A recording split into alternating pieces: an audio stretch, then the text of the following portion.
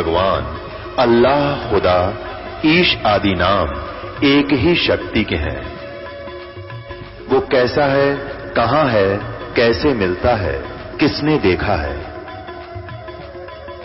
ये प्रश्नवाचक चिन्ह पूर्ण रूप से हटाने के लिए अवश्य सुनिए जगत गुरु तत्वदर्शी संत रामपाल जी महाराज के अमृत वचन, सर्व पवित्र धर्मों के पवित्र शास्त्रों के आधार पर। सतगुरुदेव की जय। सर्वसंगत से प्रार्थना है, सत्संग प्रारंभ हो रहा है। कृपया सत्संग स्थल पर शांतिपूर्वक विराजमान होकर के श्रद्धा से सत्संग सुने। परमेश्वर की प्यारी आत्माओं से पुनर्निवेदन है, सत्संग प्रारंभ हो रहा है। कृपया सत्संग स्थल पर शांतिपूर्वक विराजमान होकर के श्रद्धा से सत्संग सुने। सत साहिब सतगुरुदेव की जय। बंदी छोड़ कबीर परमेश्वर जी की जय। बंदी छोड़ गरीबदास जी महाराज जी की जय। स्वामी रामदेवानंद जी गुरु महाराज जी की जय हो।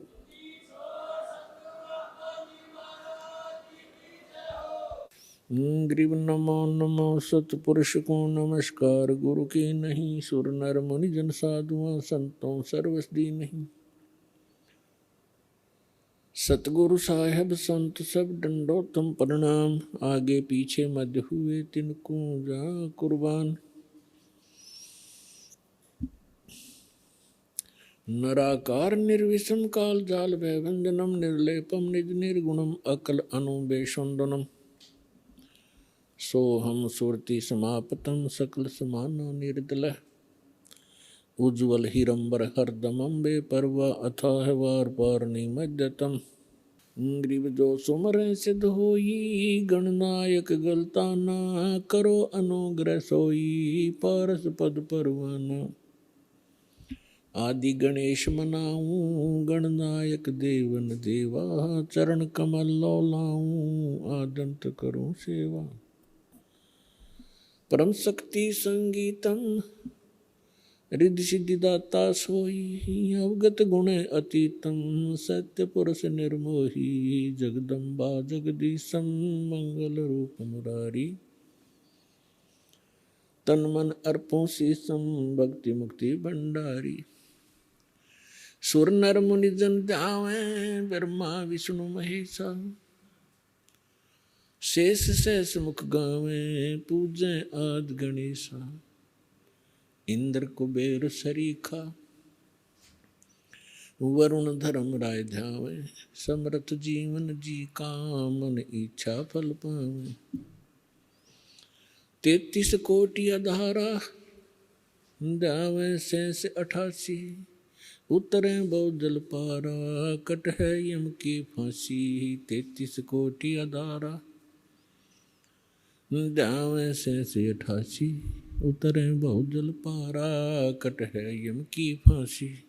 कर जोरूं विनती करूं धरूं चरण पर शीस। गुरु जी राम देवानंद जी महाराज ने दियो नाम बख्शीस। कोटि कोटि सिजदा करूं कोटि कोटि प्रणाम। चरण कमल में राखियो मैं बंदी जाम गुलाम।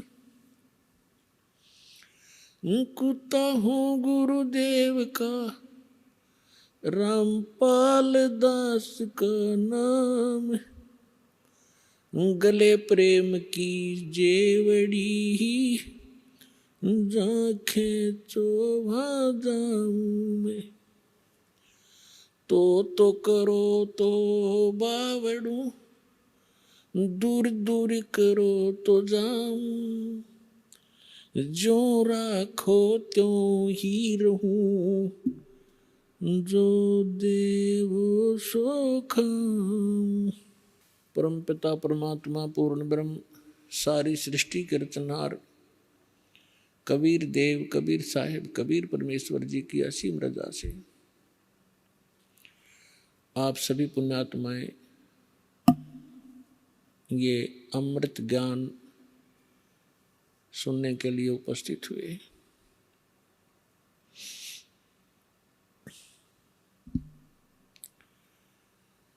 परमेश्वर कौन है, कैसा है, वो कहाँ रहता है और वो कैसे प्राप्त होता है, ये जीव कहाँ से आया था,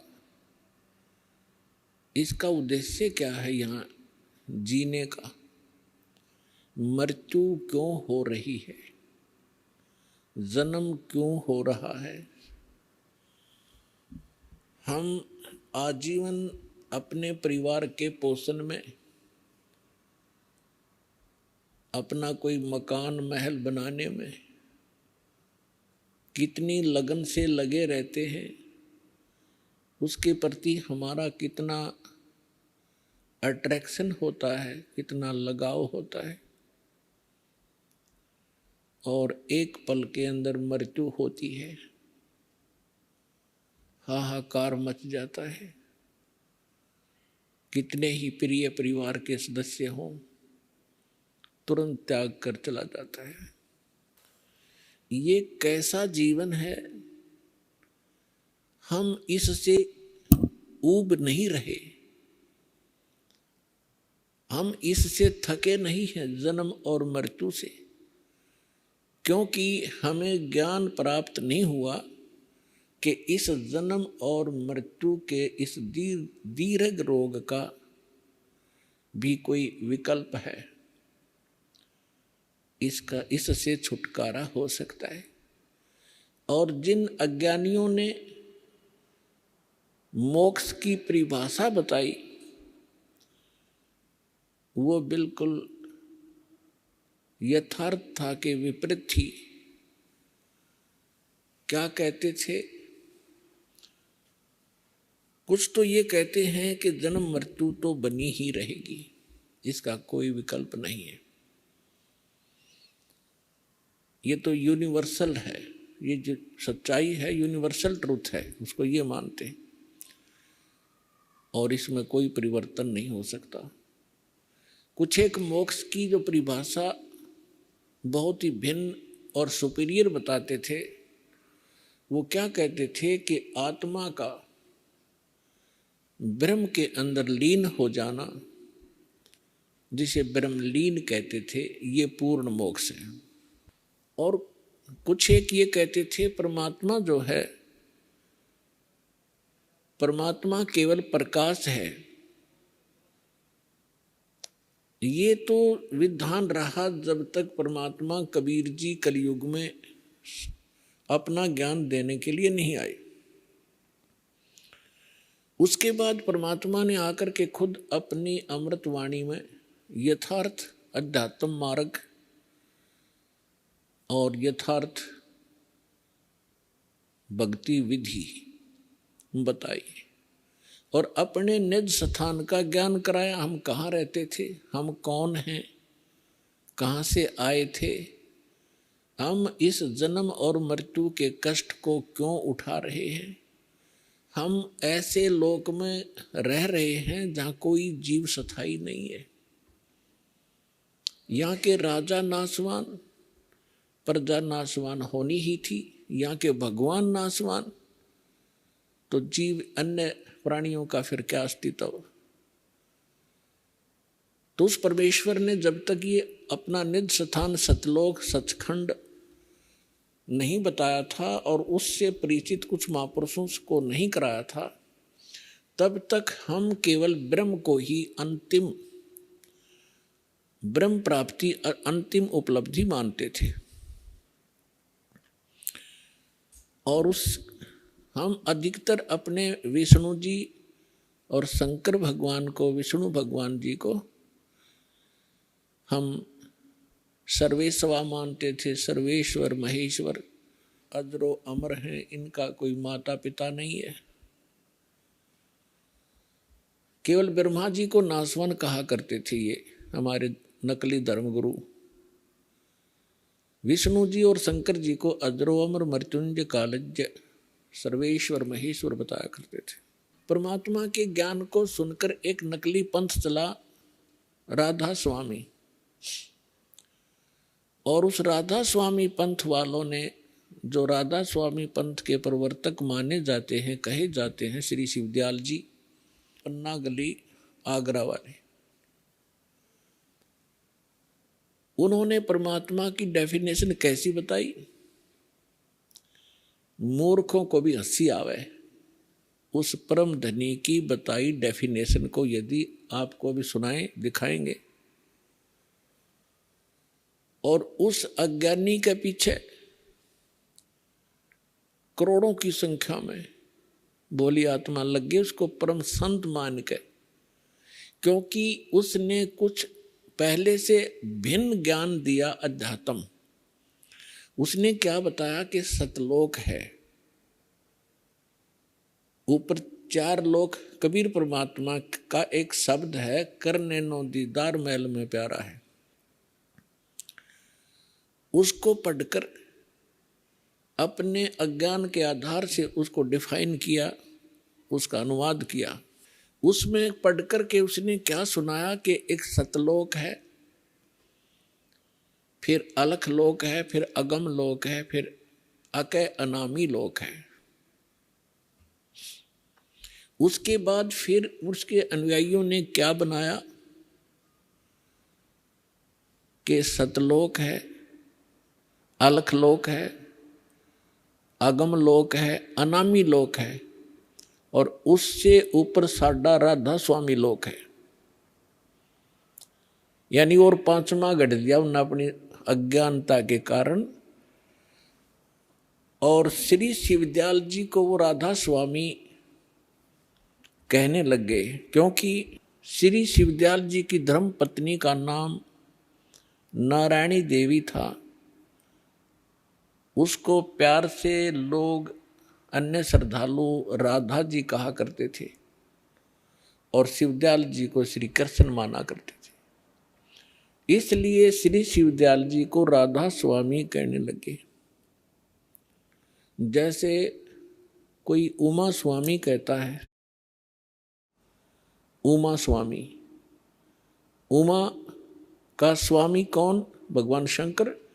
उमा स्वामी जो है, उमा स्वामी कहने का तात्पर्य है श्री शंकर जी को संबोधित कर रहा है वो व्यक्ति जो उमा स्वामी कह रहा है, यानी उमा का पति। राधा स्वामी, ये राधा का पति श्री शिवदयाल जी थे। अब श्री शिवदयाल जी क्या थे? श्री शिवदयाल जी कैसा अध्यात्म ज्ञान रखते थे और क्या उनकी भक्ति विधि थी? पुण्यात्माओं, दास को रोना आता है कई बार कि ऐसे मूर्ख आदमी के पीछे और ऐसे एजुकेटेड व्यक्ति फंसे पड़े, क्योंकि उन्होंने उस राधा स्वामी को, शिवदयाल जी को परम धनी और पहुंचा हुआ मान लिया कि अध्यात्म मार्ग में ये बहुत ऊंचे पहुंच गए। और जिस कारण से उन्होंने कोई भी ऑब्जेक्शन नहीं किया, क्योंकि जैसे डॉक्टर होता है, अब डॉक्टर की पढ़ाई अलग है, इंजीनियरिंग की पढ़ाई अलग है। अब इंजीनियर चाहे चीफ इंजीनियर हो, वो रोगी हो जाता है और कहीं उसको बोर्ड मिलता है डॉक्टर, तो उसके पास चला जाता है और उसने अच्छी उपाधि लगा रखी हो, MBBS, MD, फलाना, सर्जन, तो फिर तो कहना ही क्या। अब वो चीफ इंजीनियर उसके डॉक्टर समझकर जाता है, उसको जो भी वो टैबलेट देता है वो खाता है, राहत मिले ना मिले उसके भाग की बात है।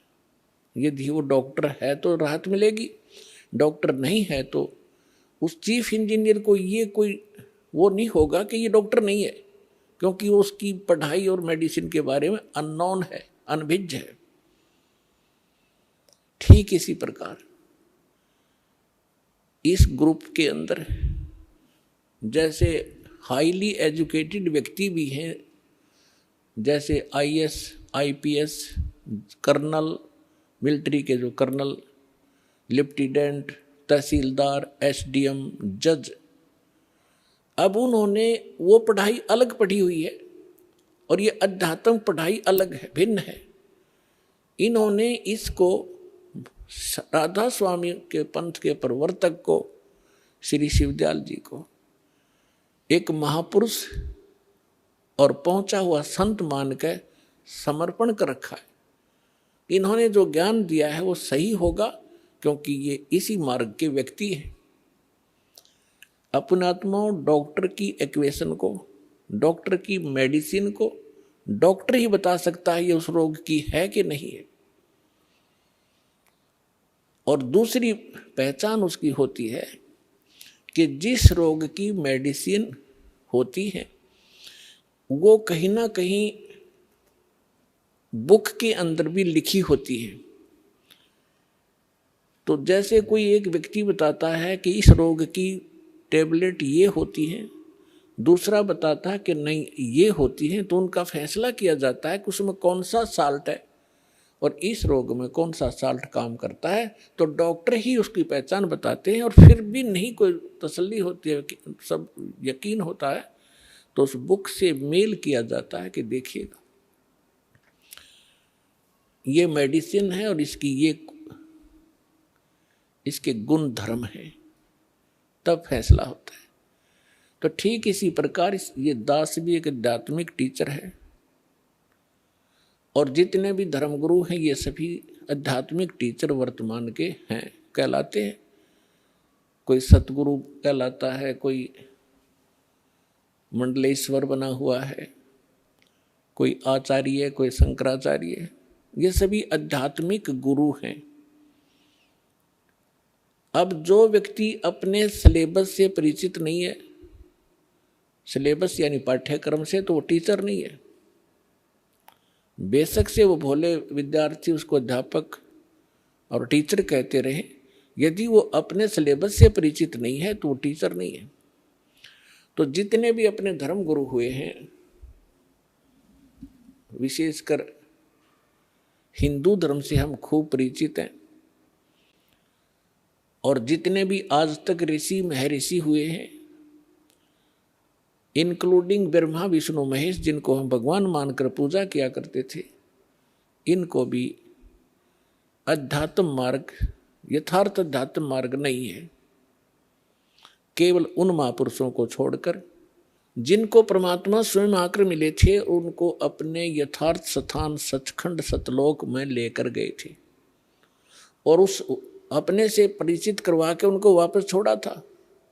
वो महापुरुष कौन कौन है? आदरणीय धर्मदास साहिब जी, आदरणीय मलुकदास साहिब जी, आदरणीय नानक देव साहिब जी, जो सिख धर्म के प्रवर्तक माने जाते, आदरणीय दादू साहिब जी,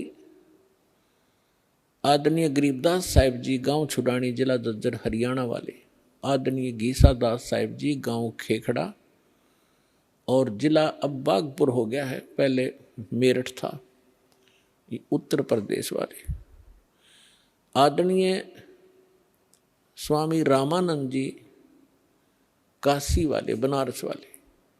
इन महापुरुषों को परमात्मा सीधे मिले, जैसा परमेश्वर का विधान है। वेदों में प्रमाण है कि वो परमात्मा सचखंड में रहता है, ऊपर के लोक में, तेजों में लोक में रहता है।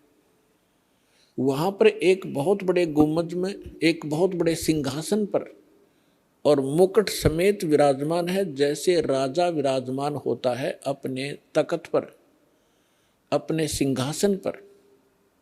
ऊपर छत्र है उस मालिक के सिर पे। परमात्मा मनुष्य सदृश्य है, नर आकार है। वो वहां से गति करके आता है, वहां से चलकर आता है, सशरीर आते हैं भगवान, और अच्छी आत्माओं को मिलते हैं, दृढ़ भक्तों को मिलते हैं। वेद प्रमाणित कर रहे हैं कि परमात्मा ऐसी लीला करता है और पुण्यात्माओं, विश्व का कोई भी व्यक्ति ऐसा नहीं है जो वेदों को, श्रीमद् भगवत गीता को ये कहे कि ये व्यर्थ हैं, इनका ज्ञान सही नहीं है। और विशेषकर हमारे हिंदू धर्म के अंदर तो ये सिरोधार्य हैं ही हैं।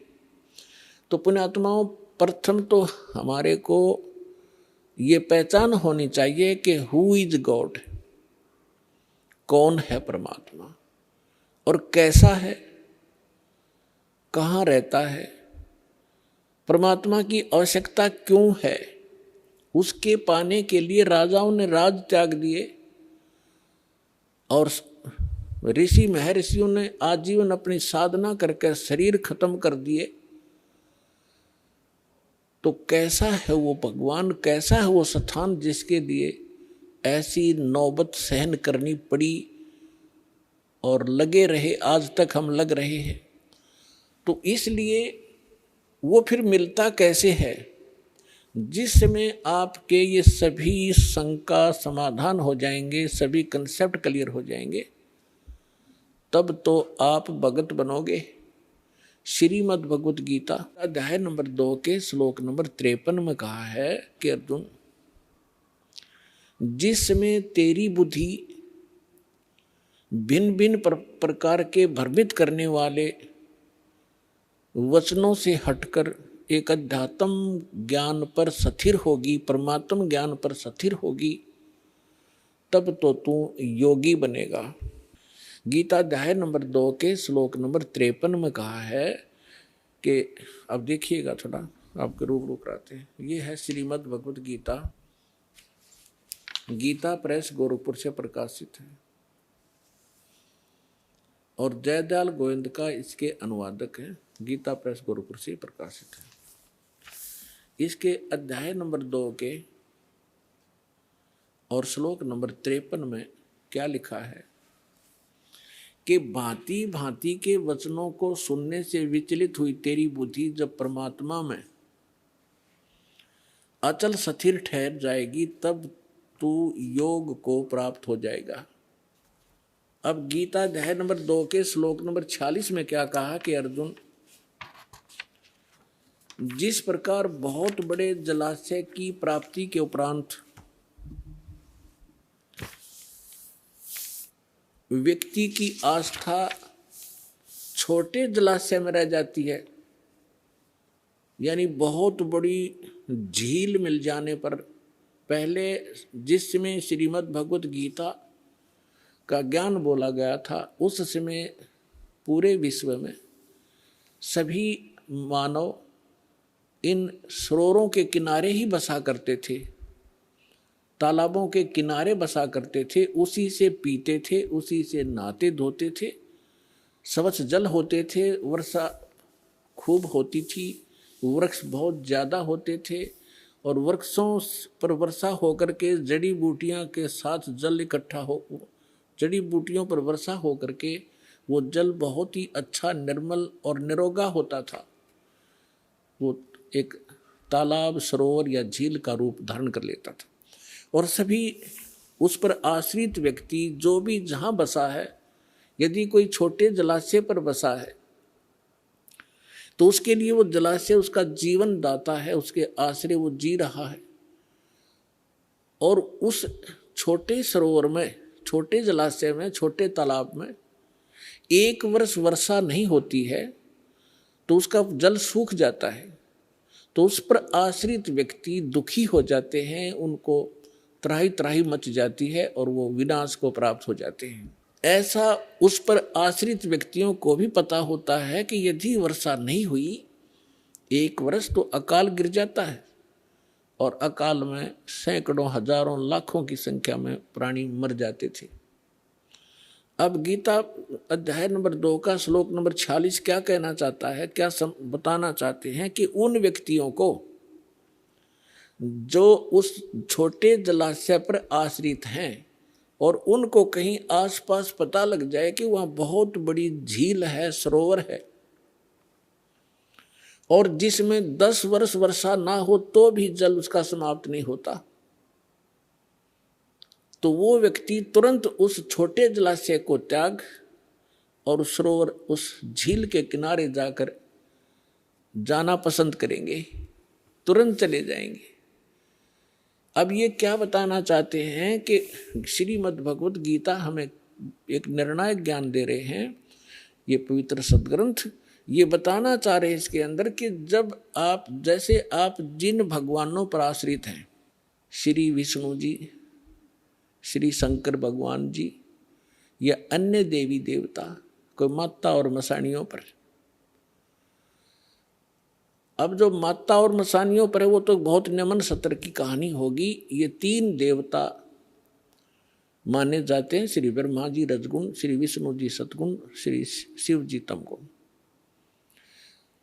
जो इन तक आश्रित हैं तो इनकी क्या स्थिति है, वो कितने सुखी हैं, कितने सुरक्षित हैं। और इनसे ऊपर जिनकी बुद्धि उठी है, अपने आप को ज़्यादा सुपीरियर माना करते थे, वो कहते थे हम ब्रह्म पूजा करते हैं, हम ब्रह्मा विष्णु महेश की पूजा नहीं करते।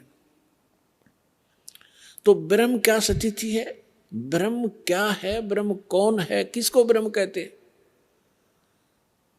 इस ब्रह्म से ऊपर परमात्मा से अतिरिक्त, कबीर भगवान से अतिरिक्त आज तक हमें कोई बताने वाला नहीं आया था। और परमात्मा से प्राप्त ज्ञान के आधार से ये नकली संत, ये नकली पंथ राधा स्वामी वालों ने सारी नकल करके और झूठी उसकी अपने सत्र का जो उसको परमात्मा के यथार्थ ज्ञान को भी उलझा दिया अपने गलत अनुभव के कारण। तो उस सारे उलझे हुए अध्यात्म ज्ञान को फिर से सेट करने के लिए इस दास को भेजा है कबीर भगवान ने, उस परम अक्षर पुरुष ने।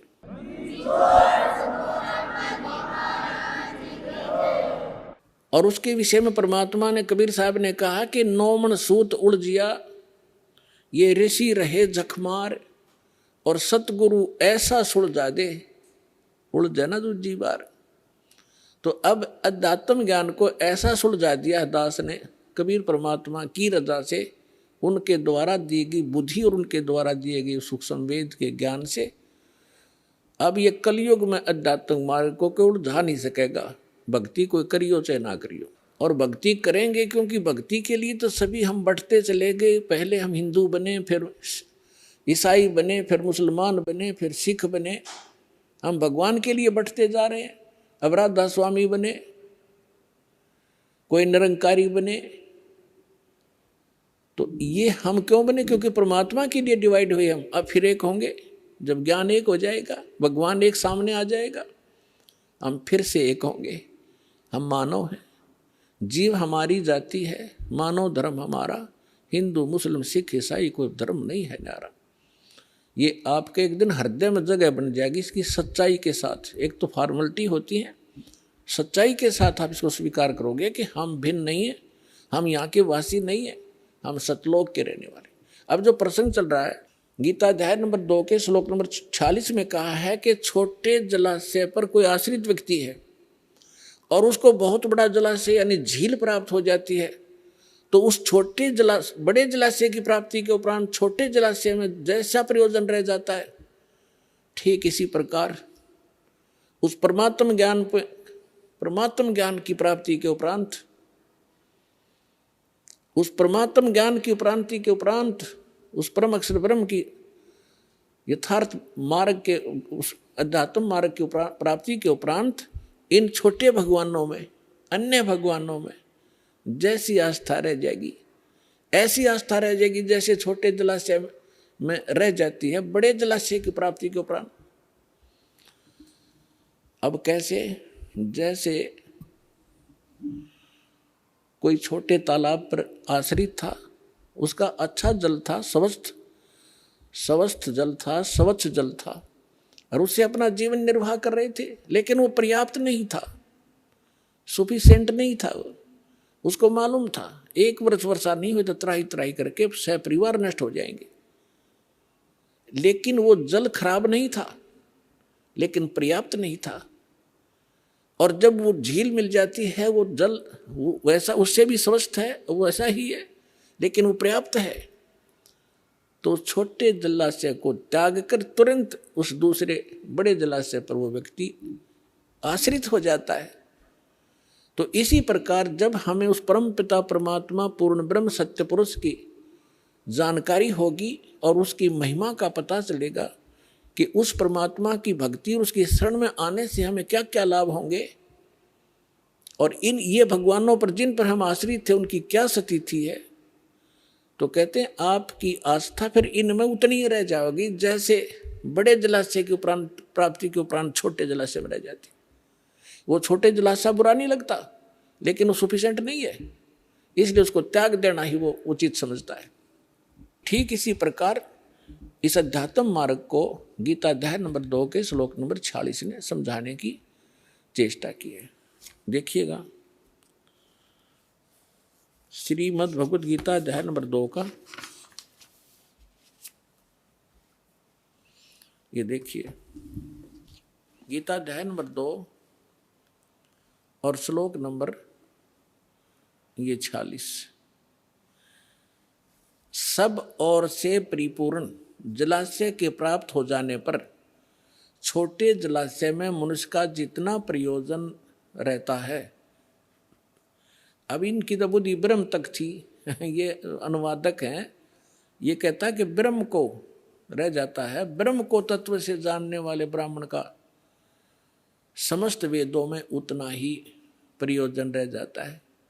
अब वेदों में नहीं, अभी अनुवाद तक में करना आया नहीं, इनको अकल थी नहीं कि ये वेद ये ज्ञान बोल कौन रहा है, इनको ये नहीं मालूम था आज तक। इसका ये अर्थ बनता है कि जब परमात्मा जैसे छोटे जलाशय पर आश्रित व्यक्ति को सब ओर से परिपूर्ण जलाशय यानी कंप्लीट इन ऑल रेस्पेक्ट बहुत बड़ा मिल जाता है, तो उसका उतना ही प्रयोजन रह जाता है जैसे ये न ब्रह्म लिखा है वो परम अक्षर ब्रह्म है। उस परम अक्षर ब्रह्म की प्राप्ति के उपरांत के ज्ञान के उपरांत इन छोटे देवताओं में जैसे आस्था जीव का प्रयोजन रह जाता है, ऐसा ही रह जाता है जैसे बड़े जलाशय की प्राप्ति के उपरांत छोटे जलाशय में रह जाता है।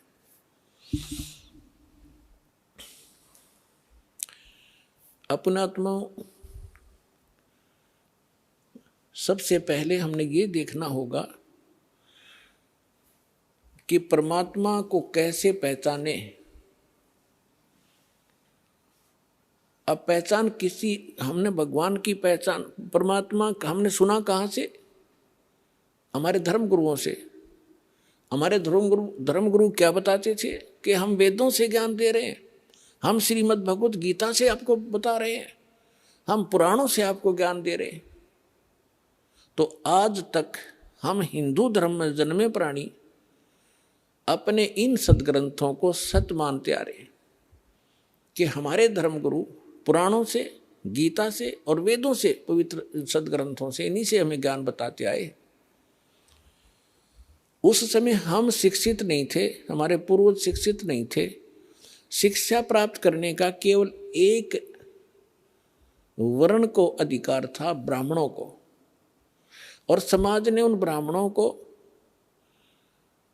ये छूट दे दी थी कि आप इन वेदों को, सदग्रंथों को समझो और फिर समझकर हमें बताओ, फिर हम जो इनमें मार्गदर्शन है हमें समझाओ, हम फिर उसी तरह अपना जीवन निर्वाह करें और उसी तरह हम भी परमात्मा की भक्ति करें। और उसके लिए उनको फ्री छोड़ दिया कि हम तुम्हें दक्षिणा दिया करेंगे, आप अपना निर्वाह भी चलाओ उनसे और सदग्रंथों को अच्छी गहनता से जानो और फिर हमें बताओ। वो टीचर बनाए थे। अब उन धर्मगुरुओं ने जैसा ज्ञान समझा वो भी आपको प्राप्त है। आपको कैसा बता रखा है? ब्रह्मा विष्णु महेश को सर्वेश्वर, इनके कोई माता पिता नहीं, इनकी जन्म मृत्यु नहीं होती, ये सर्वेश्वर हैं। और कुछ एक ने क्या बताया कि ब्रह्म सुप्रीम पावर है। ब्रह्म अपने आत्माओं, ये तो बच्चों की व्याख्या थी, अनजान बालकों की दंत कथा, लोक वेद सुना सुनाया अज्ञान भरा हुआ था ये सारा। अब पहले तो आपको दिखाते हैं कि ब्रह्मा विष्णु महेश का जन्म मृत्यु होता है इनके माता पिता हैं।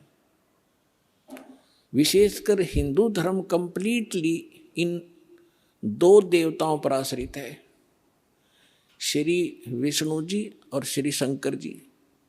उसके बाद तो फिर जैसे भी हमें ज्ञान मिलता गया, बिखरता गया, कोई हनुमान पूज रहा है, कोई शेरा वाली का चिपट रहा है, कोई और काली माई का ही लगा हुआ है पूजा में, और फिर और नीचे सत्र में आगे हम खेत अपने कहीं 4 ईंट लगाई उसमें मत्था टेकन लाएंगे, या कोई मंदिर मस्जिद गुरुद्वारे बना के वहाँ परमात्मा खोजने लगे।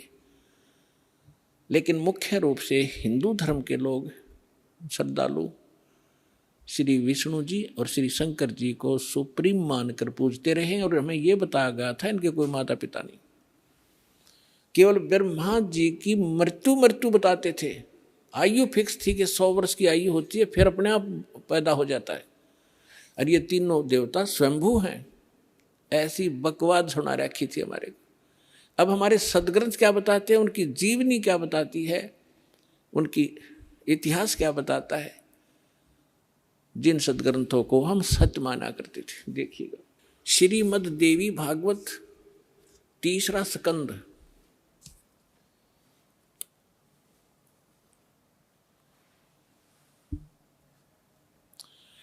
ये गीता प्रेस गोरखपुर से प्रकाशित है।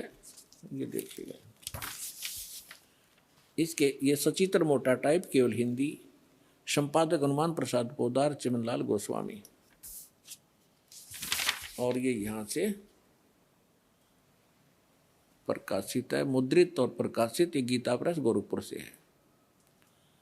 गीता भवन कार्यालय कोलकाता का संस्थान, गीता प्रेस गोरखपुर। इसके 123 पृष्ठ पर ले चलते हैं आपको, बिल्कुल 2 मिनट में सारी कहानी समझ में आ जाएगी। 123 पृष्ठ पे ये 3रा स्कंद। भगवान विष्णु अपनी माता दुर्गा की महिमा स्तुति करते हुए, उनकी स्तुति करते हुए बोल रहे हैं, तुम शुद्ध स्वरूपा हो, ये सारा संसार तुम से उद्भासित हो रहा है। मैं ब्रह्मा और शंकर हम सभी तुम्हारी कृपा से विद्यमान हैं। हमारा आविर्भाव माने जन्म, तिरोभाव माने मृत्यु। हमारा तो जन्म और मृत्यु हुआ करता है, केवल तुम ही नित्य हो, जगत जननी हो, प्रकृति और सनातनी देवी हो। ये प्रकृति शब्द याद रखना कि दुर्गा को प्रकृति भी कहते हैं। जिस समय दास आपको श्रीमद् भगवत गीता में यह सिद्ध करेगा कि ब्रह्मा विष्णु महेश की उत्पत्ति दुर्गा से हुई है और गीता में वर्णित है, उस समय प्रकृति शब्द आपका काम आओगा कि प्रकृति दुर्गा को कहते हैं। गीता के अंदर 2 प्रकृति बताई है, एक तो जड़ जैसे ये अग्नि वायु हवा आदि, और एक चेतन ये दुर्गा प्रकृति है। तो इसलिए कहते हैं तुम आप ही प्रकृति हो। और फिर भगवान शंकर क्या कहते हैं, देखिएगा।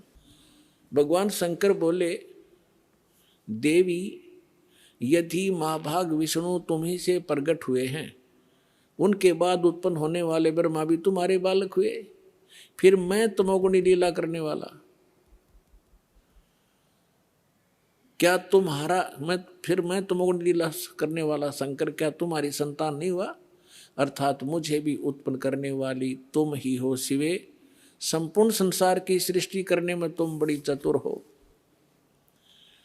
इस संसार की सृष्टि, स्थिति और संहार में तुम्हारे गुण सदा समर्थ हैं। उन्हीं तीनों गुणों से उत्पन्न हम ब्रह्मा विष्णु एवं शंकर नियमानुसार कार्य में तत्पर रहते हैं। अपनात्माओं, इस पवित्र पुराण के चंद पंक्तियों ने 4-5 कंसेप्ट क्लियर कर दिए। नंबर 1, ब्रह्मा विष्णु महेश की जन्म मृत्यु होती है, ये अविनाशी नहीं है। दूसरा ये कर दिया कि दुर्गा प्रकृति को कहते हैं। तीसरा ये हो गया कि प्रकृति दुर्गा इनकी माँ है। और चौथा ये हो गया कि रजगुण ब्रह्मा है, सतगुण विष्णु, तमगुण शिव जी। और 5वां ये हो गया कि ये भगवान केवल वर्क डन दे सकते हैं। जैसा जिसका कर्म है इसमें ये कोई परिवर्तन नहीं कर सकते। ये इससे सिद्ध हो गया। अब ये सिद्ध हो गया कि ब्रह्मा विष्णु महेश नासवान है। अब जो भगवान नासवान हैं और हम उनकी पूजा करते हैं तो हम भी नासवान है, क्योंकि हम वहीं जाएंगे जहां उनका लोक है।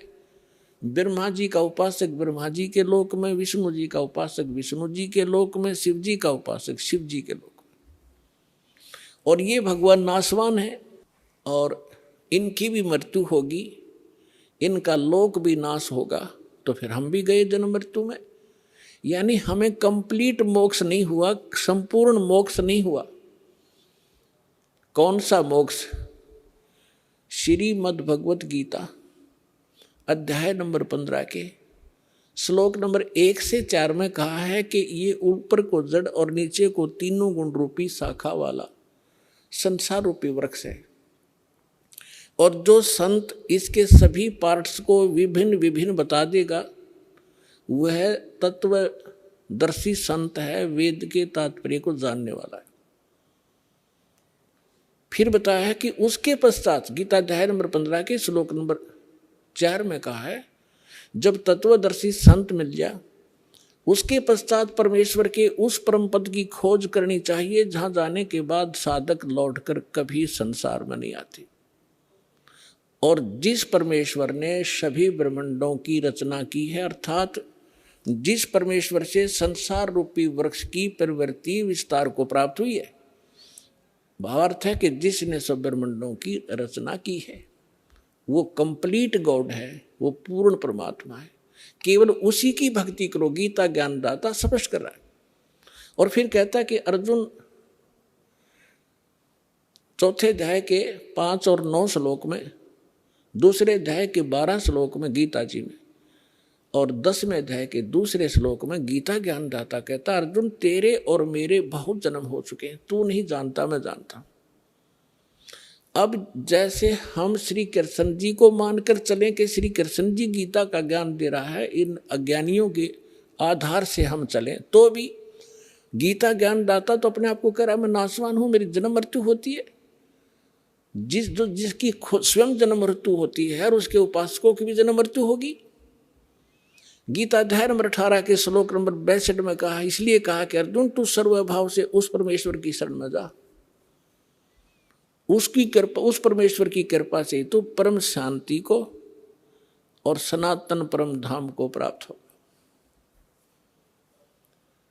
और उसकी शरण में जाने से तेरा कंप्लीट पूर्ण मोक्ष होगा।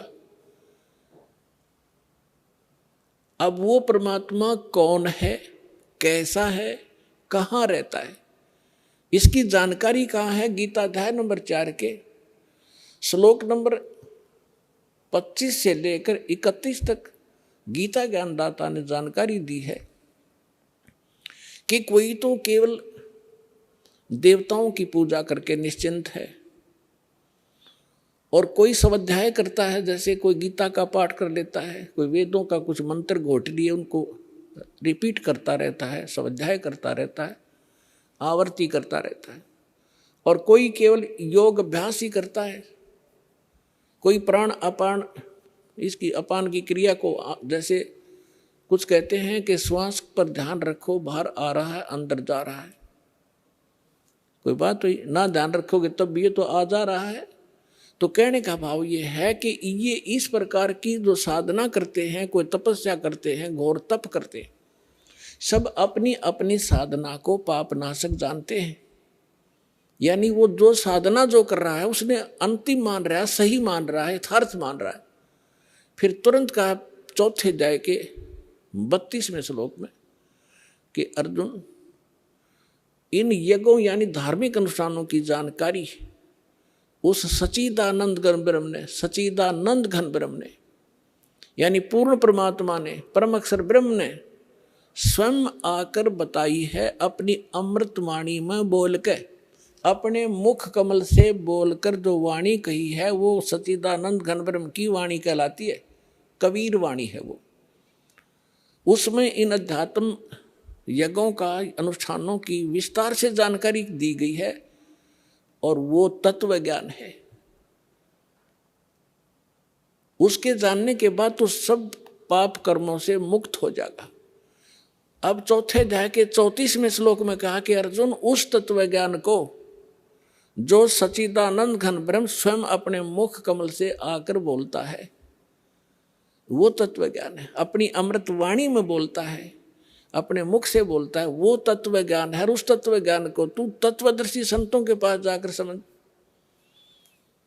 उनको दंडवत प्रणाम करने से, कपट छोड़कर उनकी सेवा करने से वह तत्वदर्शी संत तुझे तत्व ज्ञान का उपदेश करेंगे। अपने आत्मा, ये श्री मद् भगवत गीता का अनुवाद कर्ताओं ने अपनी बुद्धि को श्री कृष्ण जी पर फिट रखा कि श्री कृष्ण जी गीता का ज्ञान दे रहे हैं, श्री कृष्ण जी परब्रह्म हैं, श्री कृष्ण जी ही पूर्ण ब्रह्म है। और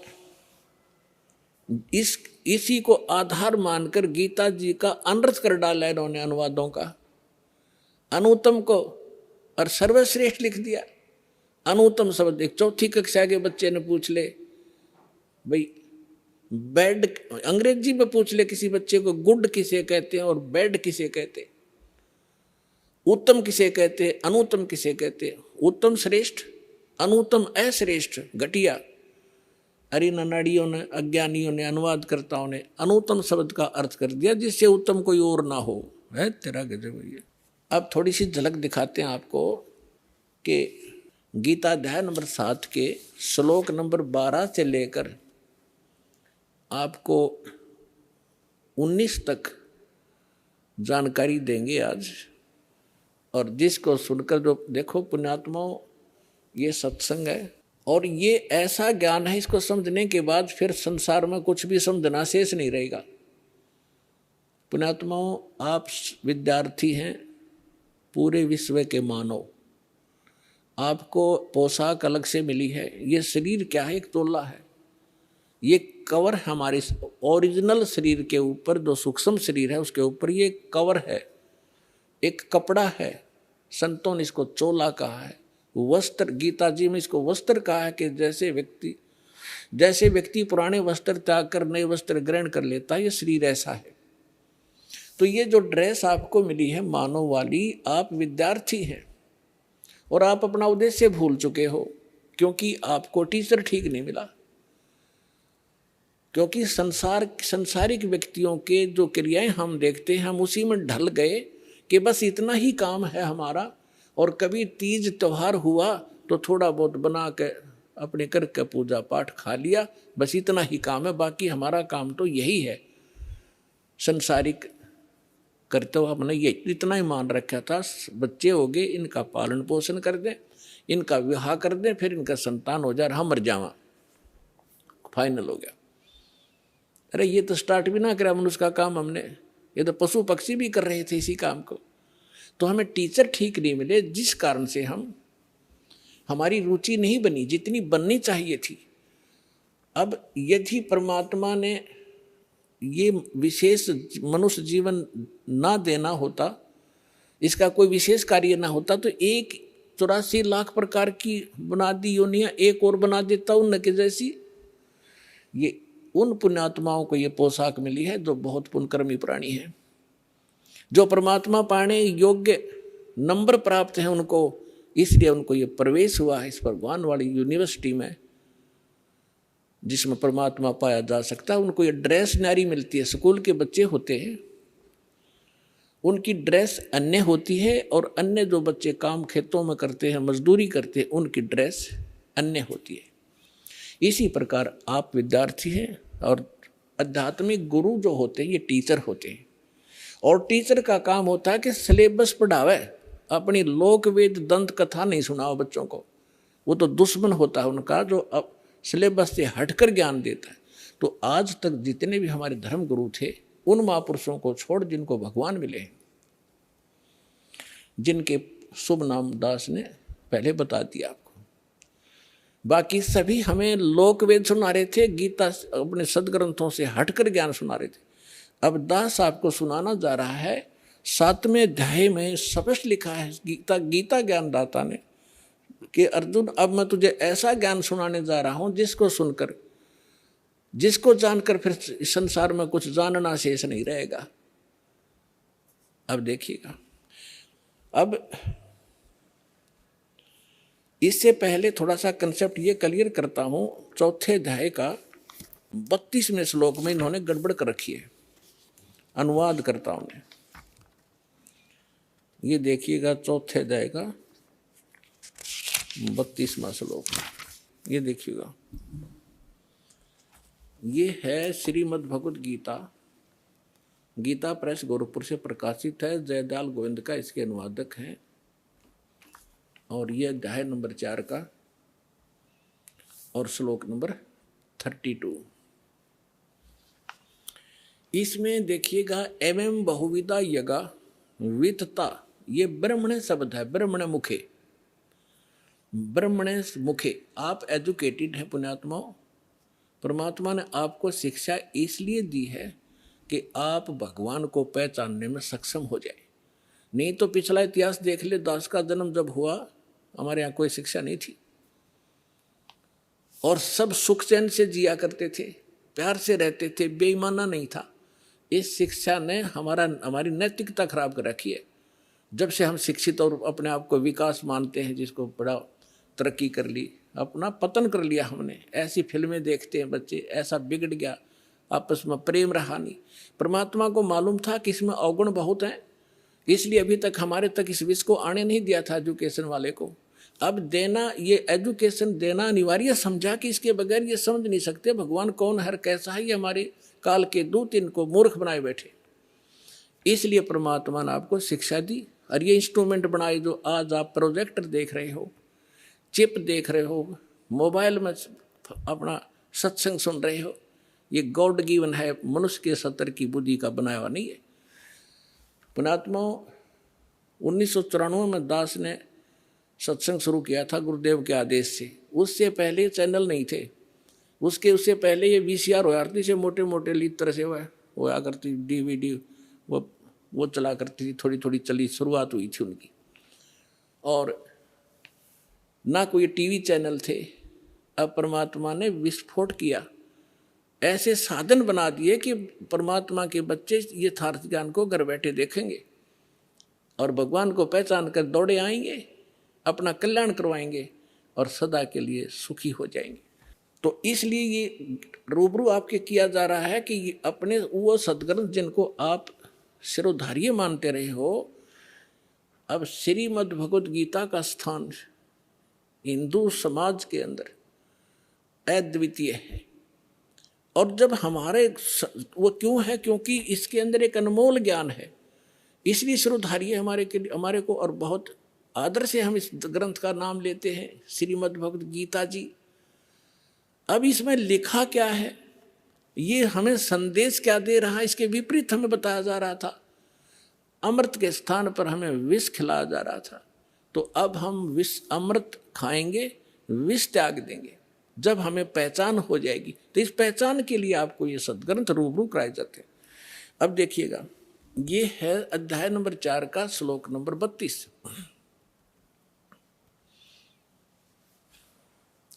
इसमें ये है एवं बहुविधा यज्ञा वितता ब्रह्मण मुखे। ये ब्रह्मण मुखे शब्द है। कर्मजान विधितान सर्वान एवं ज्ञातवा विमोक्षसे। इसका अर्थ इन्होंने कैसा किया है कि इस प्रकार और भी बहुत तरह के यज्ञ माने धार्मिक अनुष्ठान, इन्होंने ब्रह्मण मुखे का अर्थ या अनर्थ कर दिया, वेद की वाणी बोल दी, लिख दिया। वेद की वाणी में विस्तार से कहे गए हैं और उन सब को तू कर्म जान, ये गलत है, शारीरिक क्रियाओं द्वारा संपन्न होने वाले जान। इस प्रकार तत्व से जानकर उनके अनुष्ठान द्वारा तू कर्म बंधन से सर्वथा मुक्त हो जाएगा। अब इन्होंने जो गड़बड़ की है यहाँ की है, ब्रह्मण मुखे का अर्थ कर दिया वेद की वाणी। अब देखिएगा, कहते हैं चोर चुरावे तूंबड़ी और गड्ढे पानी में, वो गड्ढे व ऊपर आवे न सच्चाई छनी ना। अब किसी चोर ने किसी का तुम्बा चुरा लिया और उसने छुपाने की कोई जगह पाई ना, पानी में छोड़ा नीचे और बाहर बैठ जाकर इतनी देर में फिर आ ले ऊपर, वो फिर दबे, वो फिर कितना चमक जाए थोड़ा सा ऊपर ने। तो इन्होंने कोशिश बहुत की है सच्चाई को उस तुम्बे की तरह जल में छुपाने की, पर छुपा नहीं करता जल में तुम्बा। तो अब देखिएगा गीता अध्याय नंबर 17 के श्लोक नंबर 23 में यही शब्द है ब्रह्मण। यहां इन्होंने अनुवाद ठीक कर दिया। ये देखिएगा अध्याय नंबर 17 का श्रीमद् भगवद गीता और श्लोक नंबर 23 में ओम तत्सत इति निर्देश है। ये ब्रह्मण शब्द है। ब्रह्मण त्रिविध समर्थ है। ब्राह्मणा तेन वेदा च यगा च विहिता पुरा। इसका अर्थ इन्होंने सही किया यहाँ पर। ओम ओम तत् तत् सत सत, ऐसे यह है 3 प्रकार का ब्रह्मण माने सच्चिदानंद घन ब्रह्म का नाम कहा है। ये ब्रह्मण का अर्थ ये है असली। ब्रह्मण माने सच्चिदानंद घन ब्रह्म। अपने आत्मा ब्रह्म का अर्थ वैसे तो परमात्मा होता है, लेकिन ब्रह्म से जैसे ईश माने क्या होता है? स्वामी, मालिक, परमात्मा। ईश कहो, ब्रह्म कहो। अब फिर परब्रह्म शब्द हो रहा है, हमने सुनने को मिला परब्रह्म, यानी इससे नेक्स्ट ब्रह्म, ब्रह्म से नेक्स्ट। जैसे एक दादा, एक परदादा, दादाजी से दूसरा दादा, नेक्स्ट ग्रैंडफादर। तो ब्रह्म, फिर परब्रह्म, फिर हमने सुना है पूर्ण ब्रह्म, और महापुरुषों की वाणी में हमने सुना है पार ब्रह्म। पार ब्रह्म का अर्थ है कंप्लीट, सबके पार, सबसे पार वाला, सबसे आखिर वाला। तो श्रीमद् भगवत गीता अध्याय नंबर 15 के श्लोक नंबर 16 और 17 में 3 पुरुष हैं। पुरुष कहो, राम कहो, ईश कहो, ब्रह्म कहो। अब जैसे ब्रह्म, फिर परब्रह्म और फिर पूर्ण ब्रह्म, इसी प्रकार गीता जी में 3 पुरुष बताए हैं 15वें अध्याय के 16 और 17 में। अब पहले वहां ले चलते हैं आपको, फिर ये सारा ज्ञान आपका समझ में आओगा। अपने आत्माओं इतने एजुकेट इंटेलिजेंट मानव बना है आज। इन कंप्यूटर को घुमा रहे हैं छोटे छोटे बेटे और बेटियां। इन मोबाइलों में ऐसे सिस्टम है, इनको बड़ी अच्छी तरह से सेट कर चला लेते हैं। अरे अध्यात्म मार्ग में सब तो पिछड़ गए हम। अब हम अध्यात्म मार्ग में ऊपर आएंगे, पूरा विश्व सुखी होगा, आप भी सुखी होगे, आत्मिक शांति होगी। जो परमात्मा काम किया करता, परमात्मा आपके साथ रहेगा, आपको वो सुख देगा। अब देखो कितने ही अच्छी फिल्म आप देख रहे हो और कितनी सुख सुविधा आपने उपलब्ध कर दी वैज्ञानिक तरीके से, और कल एक जवान बेटे की मृत्यु हो जा, एक आंख नहीं सुहा, वो टेलीविजन और वो गाने उन्हें फोड़ने दिल कराए, न फूक दो कि तगेर के। तो पुण्यात्माओं, ये नकली सुख है। असली सुख भगवान से मिलेगा, जो दास आपको विधि बताएगा। आप भी सुखी, आपका परिवार भी सुखी, आपकी 101 पीढ़ी पार हो जाएगी। वो मार्ग आपको बताएगा।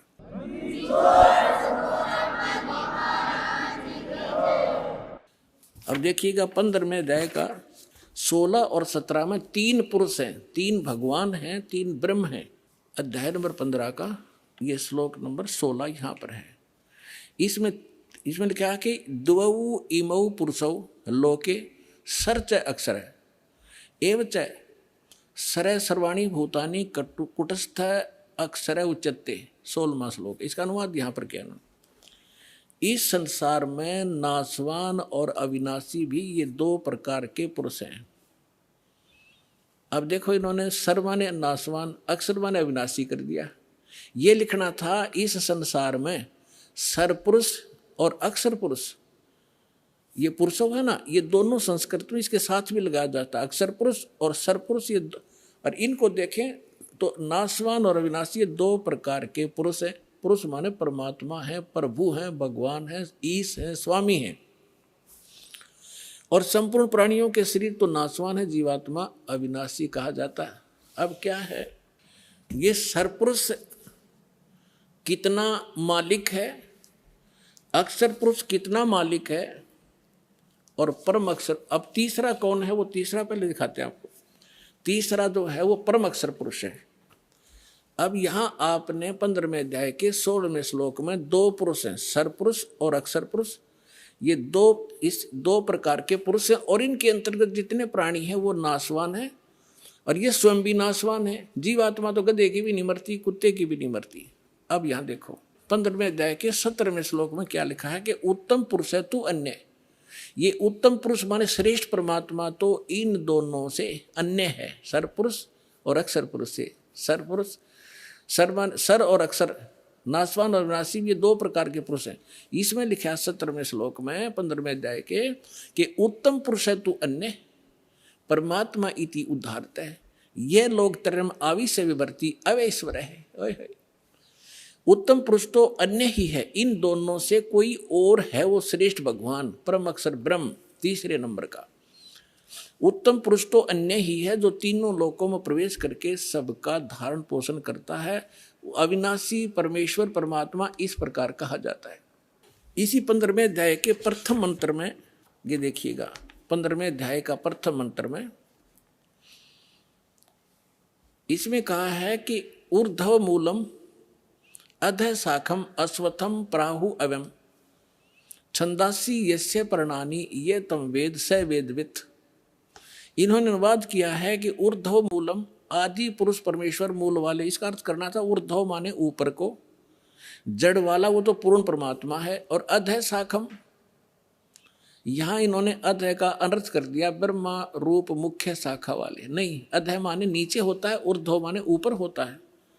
इसमें अधः दो बार है, अधः अधः, ये दूसरे श्लोक में।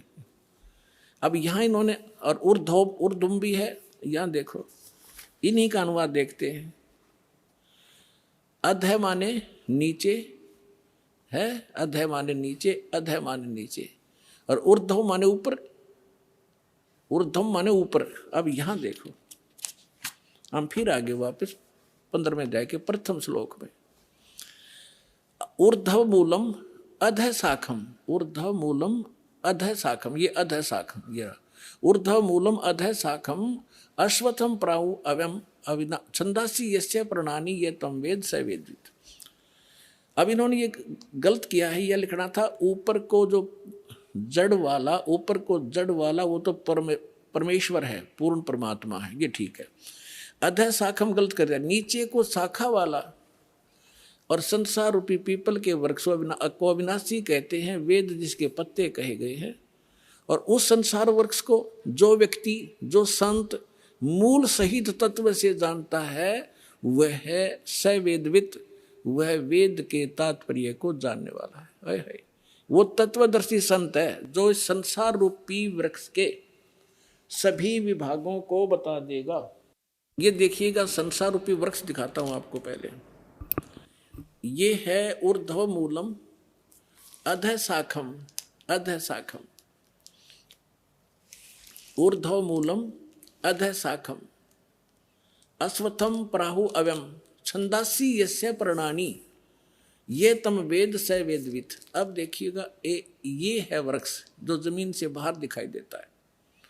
परमेश्वर ने, कबीर परमेश्वर जी ने 600 वर्ष पहले अपना ज्ञान बताया था एक, और वो लीला ऐसी ही करते हैं, अपने मुख कमल से यथार्थ ज्ञान बोलते हैं और उस ज्ञान को फिर लिपिबद्ध कर लिया जाता, वो सच्चिदानंद घन ब्रह्म की वाणी कहलाती है।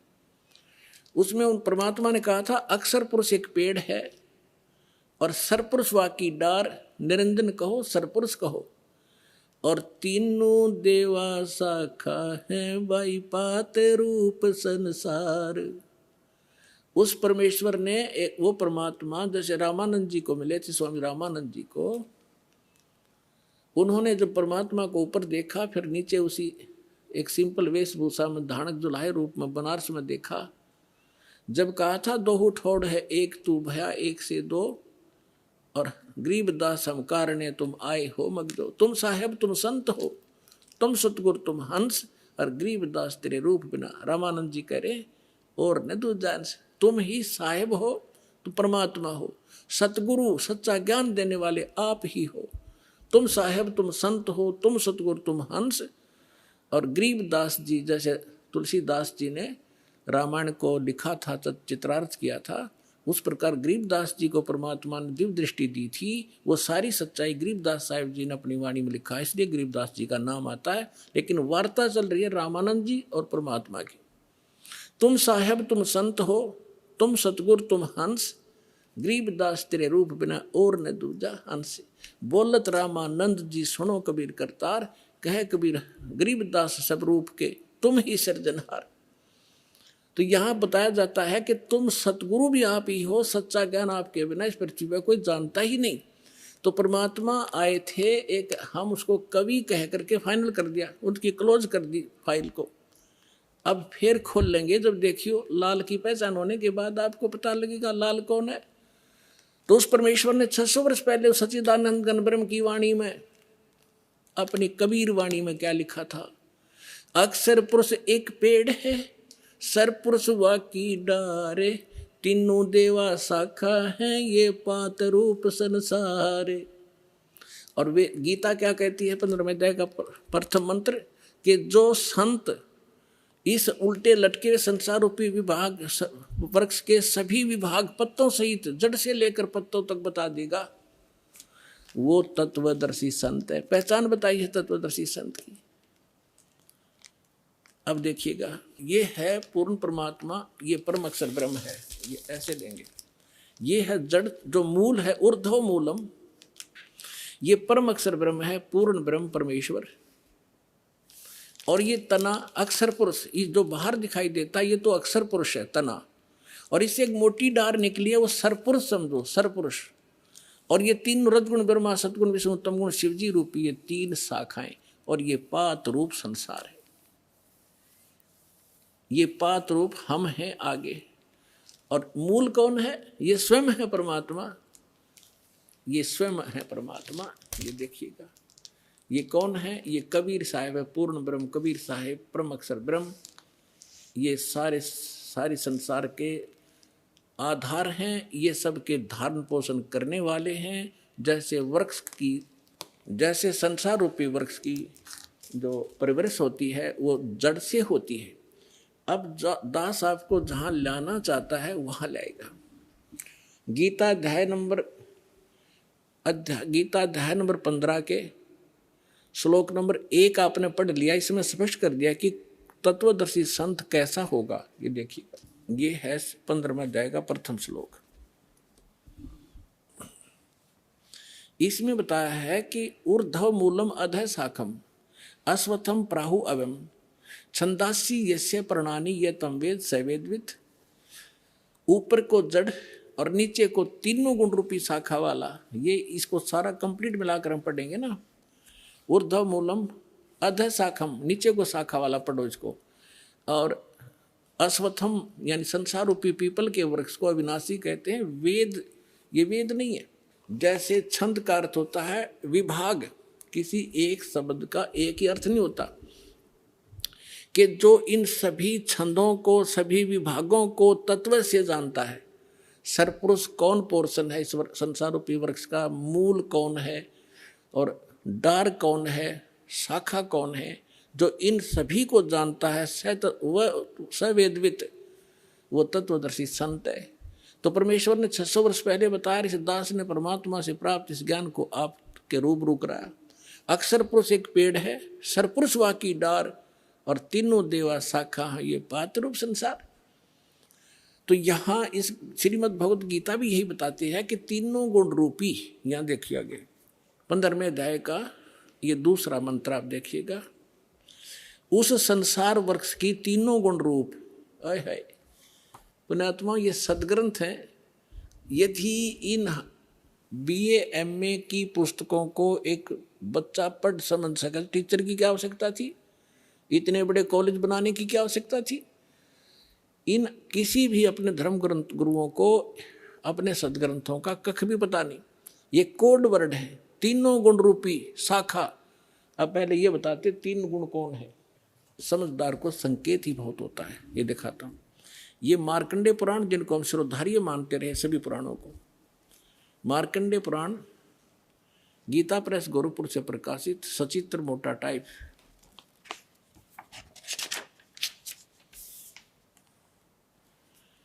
गीता प्रेस गोरखपुर से प्रकाशित है। इसके 123 पृष्ठ पे देखिएगा। अब हम यहां से पढ़ते आ रहे हैं 122 से संक्षिप्त मार्कंडेय पुराण। यहां मार्कंडेय जी बोलते आ रहे, मार्कंडेय जी बोले मुने। अब हम यहां आ जाते हैं, अपने मतलब का पढ़ देंगे। रजोगुण प्रधान ब्रह्मा, तमोगुण प्रधान रुद्र और सत्व प्रधान विश्व पालक विष्णु है। ये ही 3 देवता हैं और ये ही 3 गुण हैं। इति सिद्धम रजगुण ब्रह्मा, सतगुण विष्णु, तमगुण शिव जी। और भी बहुत से प्रमाण हैं, जैसे ये देखिएगा श्रीमद् देवी भागवत, इसमें संस्कृत भी साथ में, हमें ये सुविधा है इसको समझने में। भाग 1 और ये कहाँ से प्रकाशित है? श्री अथ देवी भागवतम सभाष्टिकम समात्यम, खेमरा श्री कृष्णदास प्रकाशन, बंबई से। इसके यहाँ आइएगा, ये 3रा स्कंद है। अथ श्रीमद् देवी भागवते भाषा टीका युक्ते 3य स्कंद है प्रारंभते। 3रे स्कंद में आ गया, पृष्ठ नंबर 11 पे और अध्याय नंबर 5। इसका मंत्र हम 8 पढ़ेंगे, 7वां या समाप्त हुआ। भगवान शिव जी कह रहे हैं माता अपनी माँ दुर्गा से, हे माता, यदि हमारे ऊपर सदा आप दया युक्त हो तो हमको तमोगुण में किस प्रकार प्रदान किया, और रजोगुण ब्रह्मा रजोगुण और हरि सतोगुण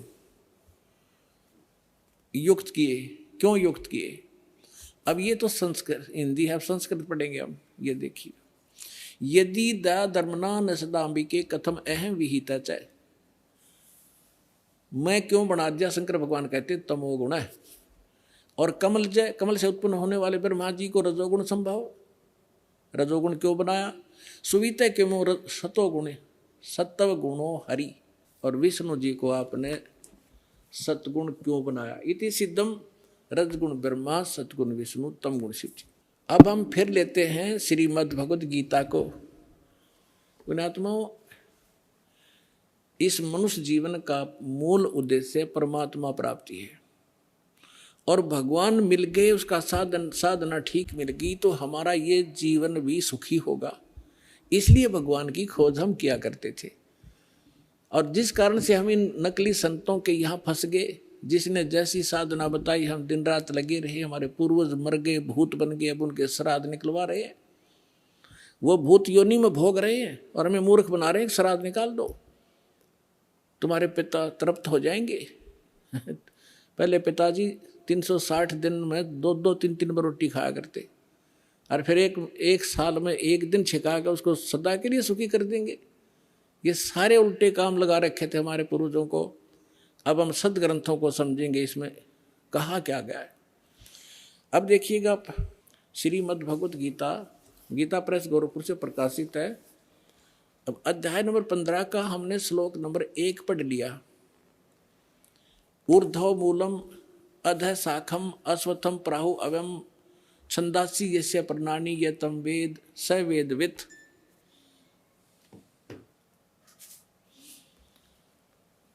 ऊर्ध्व मूलम माने ऊपर को, आदि ऊपर को जड़ दो है वो तो पूर्ण परमात्मा समझो। नीचे को अधः शाखम, नीचे को शाखा है, ये संसार रूपी पीपल का वृक्ष को अविनाशी कहते हैं, वेद जिसके पत्ते कहे गए।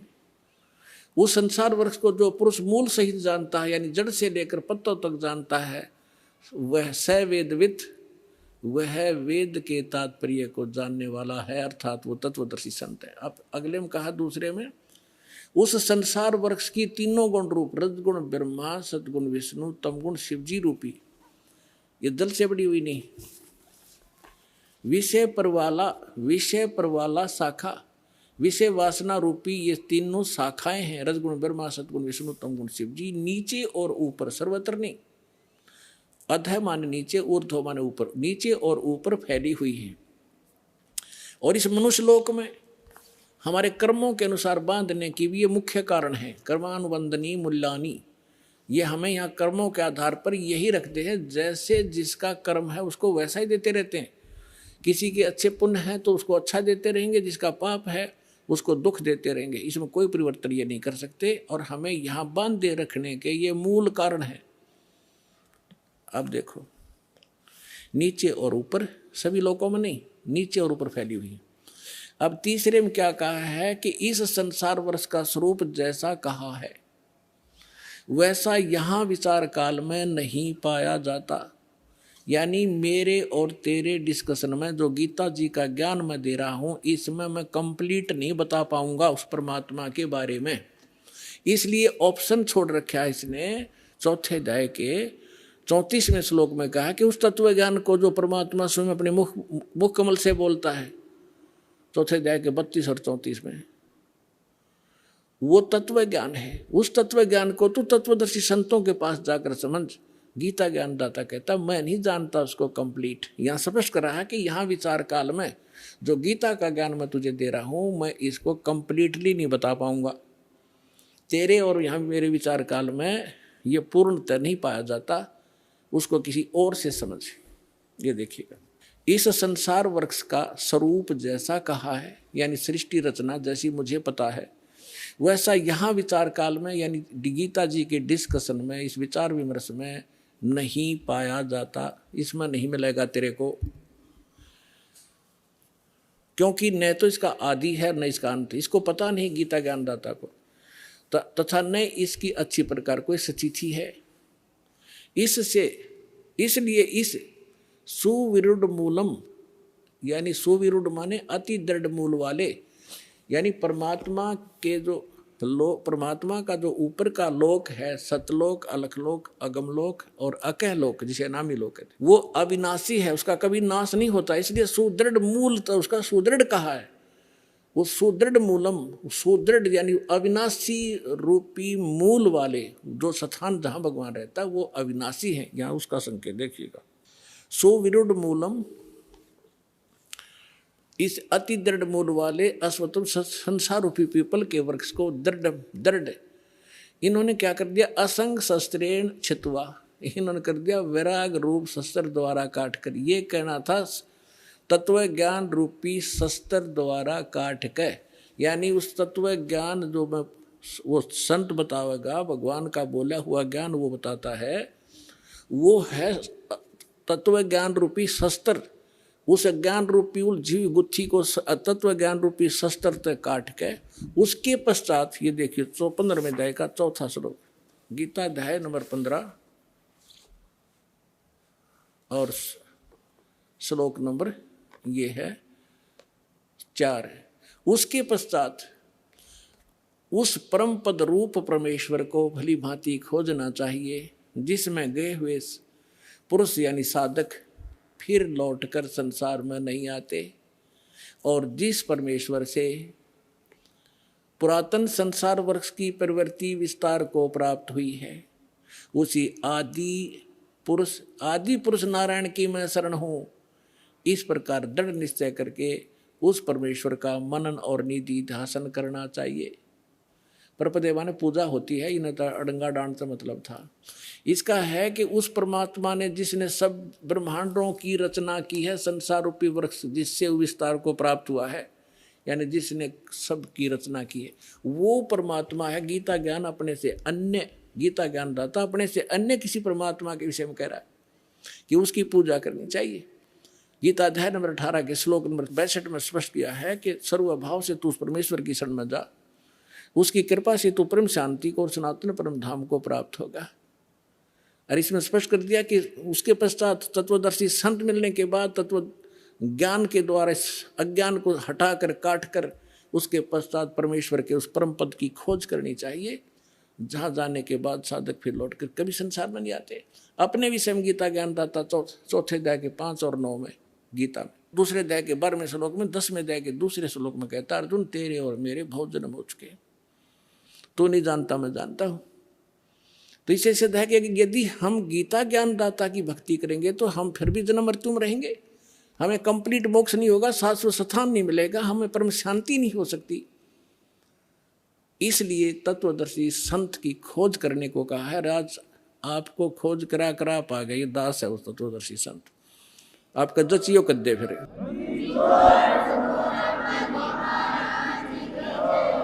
अब आपको फिर लाते हैं 15वें अध्याय के 16 और 17 दो श्लोकों पर। फिर आपके आसानी से आज का सत्संग जो दास आपको समझाना चाहता था आसानी से समझोगे। देखिएगा, ये है अध्याय नंबर 15 का। अब श्लोक नंबर हम 16 यहाँ से पढ़ा था, फिर देख लेते हैं। दिवौ इमौ पुरुषौ लोके सर्च अक्षरः एव च सर सर्वाणी भूतानि कुटस्थ अक्षर उच्यते। इन्हीं का अनुवाद पढ़ लेते हैं। 15वां अध्याय। इस संसार में नासवान नासवान अक्षर अविनाशी दो प्रकार के पुरुष माने परमात्मा प्रभु ब्रह्म दो कहे, और संपूर्ण प्राणियों के शरीर ना तो नासवान है, जीवात्मा अविनाशी कही जाती है। फिर ये 70 में मैं तुरंत कहा कि उत्तम पुरुष है तू अन्य, वो श्रेष्ठ भगवान तो इन दोनों से कोई और है। और परमात्मा इति उदाहरत जिसको भगवान कहा जाता है। ये लोग त्रयमावी से विभर्ती जो तीनों लोकों में प्रवेश करके सबका धारण पोषण करता है, वो अविनाशी परमात्मा है। इन्हीं का अनुवाद। उत्तम पुरुष श्रेष्ठ भगवान तो कोई इनसे दोनों से अन्य है, जो तीनों लोकों में प्रवेश करके और सबका धारण पोषण करता है, अविनाशी परमेश्वर परमात्मा इस प्रकार कहा गया है। अब ये है वो जड़ संसार रूपी वृक्ष की प्रवर्ष कहाँ से होती है, किससे आहार होता है, कौन पालन करता है। संसार रूपी वृक्ष की जो जड़ है ये परम अक्षर ब्रह्म है। इससे ये तीनों लोकों में प्रवेश करके और सबका धारण पोषण करने वाला ये परम अक्षर ब्रह्म है, ये पूर्ण परमात्मा है, वो जो इन दोनों से सरपुरुष और अक्षर पुरुष से अन्य है। अब ये है तीनों लोकों में प्रवेश करके सबका धारण पोषण करने वाला ये परमात्मा है। अब हम आपको थोड़ा सा इन भगवानों का जो अक्षेत्र दिखाएंगे कि ये कितने प्रभु हैं। जैसे एक ब्रह्मांड होता है, एक ब्रह्मांड में कौन कौन सी स्थिति है वो देखिएगा। ये एक ब्रह्मांड का लघु चित्र है। इस ब्रह्मांड का अंडे जैसी शकल है, अंडे आकार है, अंड आकार है। ये देखिए ऐसा है यहाँ तक। ये इसको अंड भी कहते हैं, इसको ब्रह्मांड भी कहते हैं। और इस ब्रह्मांड के अंदर जो व्यवस्था है वो हमारे शरीर के अंदर हम देख सकते हैं जब हम हमारे इन चैनलों को, कमलों को ऑन कर लेंगे मंत्रों की साधना करके। तो इसलिए इसको पिंड, शरीर को पिंड कहते हैं। जैसे एक टेलीविज़न के अंदर कहीं भी कार्यक्रम हो रहा हो, वो कार्यक्रम हो रहा कहीं और देख हम टीवी पर सकते हैं, ऐसे ये शरीर हमारा है। तो पूरे ब्रह्मांड का जो नक्शा है इस पिंड के अंदर है। इसको पिंड भी कहते हैं, इसको अंड आकार है इसलिए अंड भी इसी को कहते हैं। अरे राधा स्वामी वाले ये नकली पिंड अलग बताते हैं, अंड अलग बताते हैं, और ब्रह्मांड न्यारा क्या पता नहीं इनको। ये देखिएगा, तो ये इस ब्रह्मांड के अंदर क्या क्या व्यवस्था है। नीचे से शुरू करते, ये 7 हैं। तल, अतुल, वितल, महातल, अतल, सुतल, रसातल और पाताल लोक। और ये पृथ्वी लोक, ये ब्रह्मा का लोक, ब्रह्मा जी का लोक, विष्णु शिव जी का लोक, विष्णु जी का लोक, और ये स्वर्ग, और ये नरक, ये इंद्र का लोक, ये मानसरोवर, ये धर्मराज का लोक, और ये एक ब्रह्म लोक है इसके अंदर। ये सारा ब्रह्म लोक कहलाता है। इतना ये एक ब्रह्म लोक है। इसमें इसने क्या कर रखा है, नकली सतलोक, ये महाइंद्र का द्वीप, फिर नकली सतलोक, नकली अलखलोक और नकली अगमलोक और नकली अनामी लोक की रचना इस काल में करवा रखी। ये दुर्गा जी का लोक। यहाँ इसने गुप्त स्थान बना रखा है, और इस गुप्त स्थान पर कोई नहीं जा सकता इस काल की रजा से बिना। ब्रह्मा विष्णु महेश का पिता है। इसने 3 स्थान बना रखे हैं, एक रजोगुण प्रधान अक्षेत्र, एक तमोगुण प्रधान अक्षेत्र, एक सतोगुण प्रधान अक्षेत्र, जिसमें ये रजो इस ब्रह्मा रूप में ये अपना ऐसा रूप बना लेता है ब्रह्मा जी जैसा, और दुर्गा को ये अपनी पार सावित्री के रूप में रखता है। इन दोनों के संयोग से इस रजोगुण प्रधान अक्षेत्र में रहते हुए जो पुत्र उत्पन्न होता है, इसकी शकल जैसा हो जाता है, उसको ब्रह्मा नाम दे देता है और वो रजोगुण युक्त हो जाता है। इसी प्रकार ये सतोगुण युक्त स्थान है, इसमें स्वयं विष्णु रूप धारण करता है दुर्गा को महालक्ष्मी रूप में रखता है। इन दोनों के संयोग से इस सतोगुण प्रधान क्षेत्र में रहने से जो पुत्र उत्पन्न होता है वो सतोगुण युक्त हो जाता है और उसका नाम विष्णु रख देते। इसी प्रकार ये शंकर रूप बना लेता है, दुर्गा को पार्वती रूप में रखता है और इन दोनों के संयोग से तमोगुण प्रधान क्षेत्र में जो पुत्र उत्पन्न होता है वो तमोगुण युक्त हो जाता है। इसलिए रजगुण ब्रह्मा, सतगुण विष्णु और तमगुण शिव जी की उत्पत्ति करके ये फिर नीचे के लोकों का प्रधान बना देता है, इनको एक एक द्वीप दे देता है। और ये तीनों भगवान केवल पृथ्वी लोक, स्वर्गलोक और इस पाताल लोक, इन तीन लोकों के ऊपर ही ये प्रभुता रखते हैं इस एक ब्रह्मांड में। बस इतने मालिक हैं, इतने स्वामी हैं। और ये जो ब्रह्म है इनका पिता सरपुरुष, ये केवल 21 ऐसे 21 ब्रह्मांडों का स्वामी है। ये देखिएगा, आप जी ने जो ब्रह्मांड देखा था ये वाला, अब ये समझो ये एक गेंद सी होगी और ये 21 ब्रह्मांड का अक्षेत्र है इस सरपुरुष का। गीता अध्याय नंबर 15 के श्लोक नंबर 16 और 17 वाले में 3 पुरुष हैं। ये सरपुरुष का अक्षेत्र है 21 ब्रह्मांड। ये एक ब्रह्मांड है जिसको गेंद दिखाई देती है आपको, गेंद सी। 5 ब्रह्मांडों को इकट्ठा करके इसने एक महाब्रह्मांड बना रखा है। ऐसे 4 ब्रह्मांडों में 20 महाब्रह्मांडों में 20 ब्रह्मांड रोक रखे हैं। इसके बाद इसने एक ब्रह्मांड जैसा क्षेत्र ये अलग से और है, ये तो लिखने के लिए समझाने के लिए अलग लिखा है। यहाँ भी इसने एक धोखा कर रखा है, नकली सतलोक, नकली अलखलोक, नकली अगमलोक और नकली अनामी लोक भी 21वें ब्रह्मांड में भी रचना करवा रखी है। ये तपस्शिला है जहाँ बैठ कर ये 1 लाख मानव शरीरधारी प्राणियों को खाता है। ये काल ब्रह्मा विष्णु महेश का पिता। और यहाँ से फिर आगे निकल जाते हैं, परब्रह्म का लोक में जाना होता है। अब देखिएगा इसके बैक में कंप्लीट देखेंगे। अब ये है कंप्लीट सभी ब्रह्मांडों का, असंख्य ब्रह्मांडों का चित्र एक समझने के लिए। अब जो आपने देखे थे वो 21 ब्रह्मांड, अब ये है 21 ब्रह्मांड। ये सरपुरुष का क्षेत्र है, सरपुरुष का, बस इतना, ये इतना। और इसके बाद ये है परब्रह्म कहो, इसको अक्षर पुरुष कहो। इसे नेक्स्ट ब्रह्म जो है ये 7 संख्य ब्रह्मांड, इससे कई गुना बड़ा है। ये इस अक्षर पुरुष का केवल इतना ही अक्षेत्र है 7 संख्य ब्रह्मांड का। और ये है वो परम अक्षर ब्रह्म, असंख्य ब्रह्मांड का स्वामी। ये असंख्य, ये छोटे छोटे दिखे सारे ब्रह्मांड हैं, सारे अलग अलग से। ये तो थोड़ा सा क्षेत्र है इन दोनों का और इस पूर्ण परमात्मा का, असंख्य इंक्लूडिंग दिस ब्रह्म एंड पर ब्रह्म, सरपुरुष और अक्षर पुरुष इंक्लूडिंग ये परमात्मा सब के ऊपर ओवरऑल कंट्रोल, कुल का मालिक है। ये है वो परम अक्षर ब्रह्म।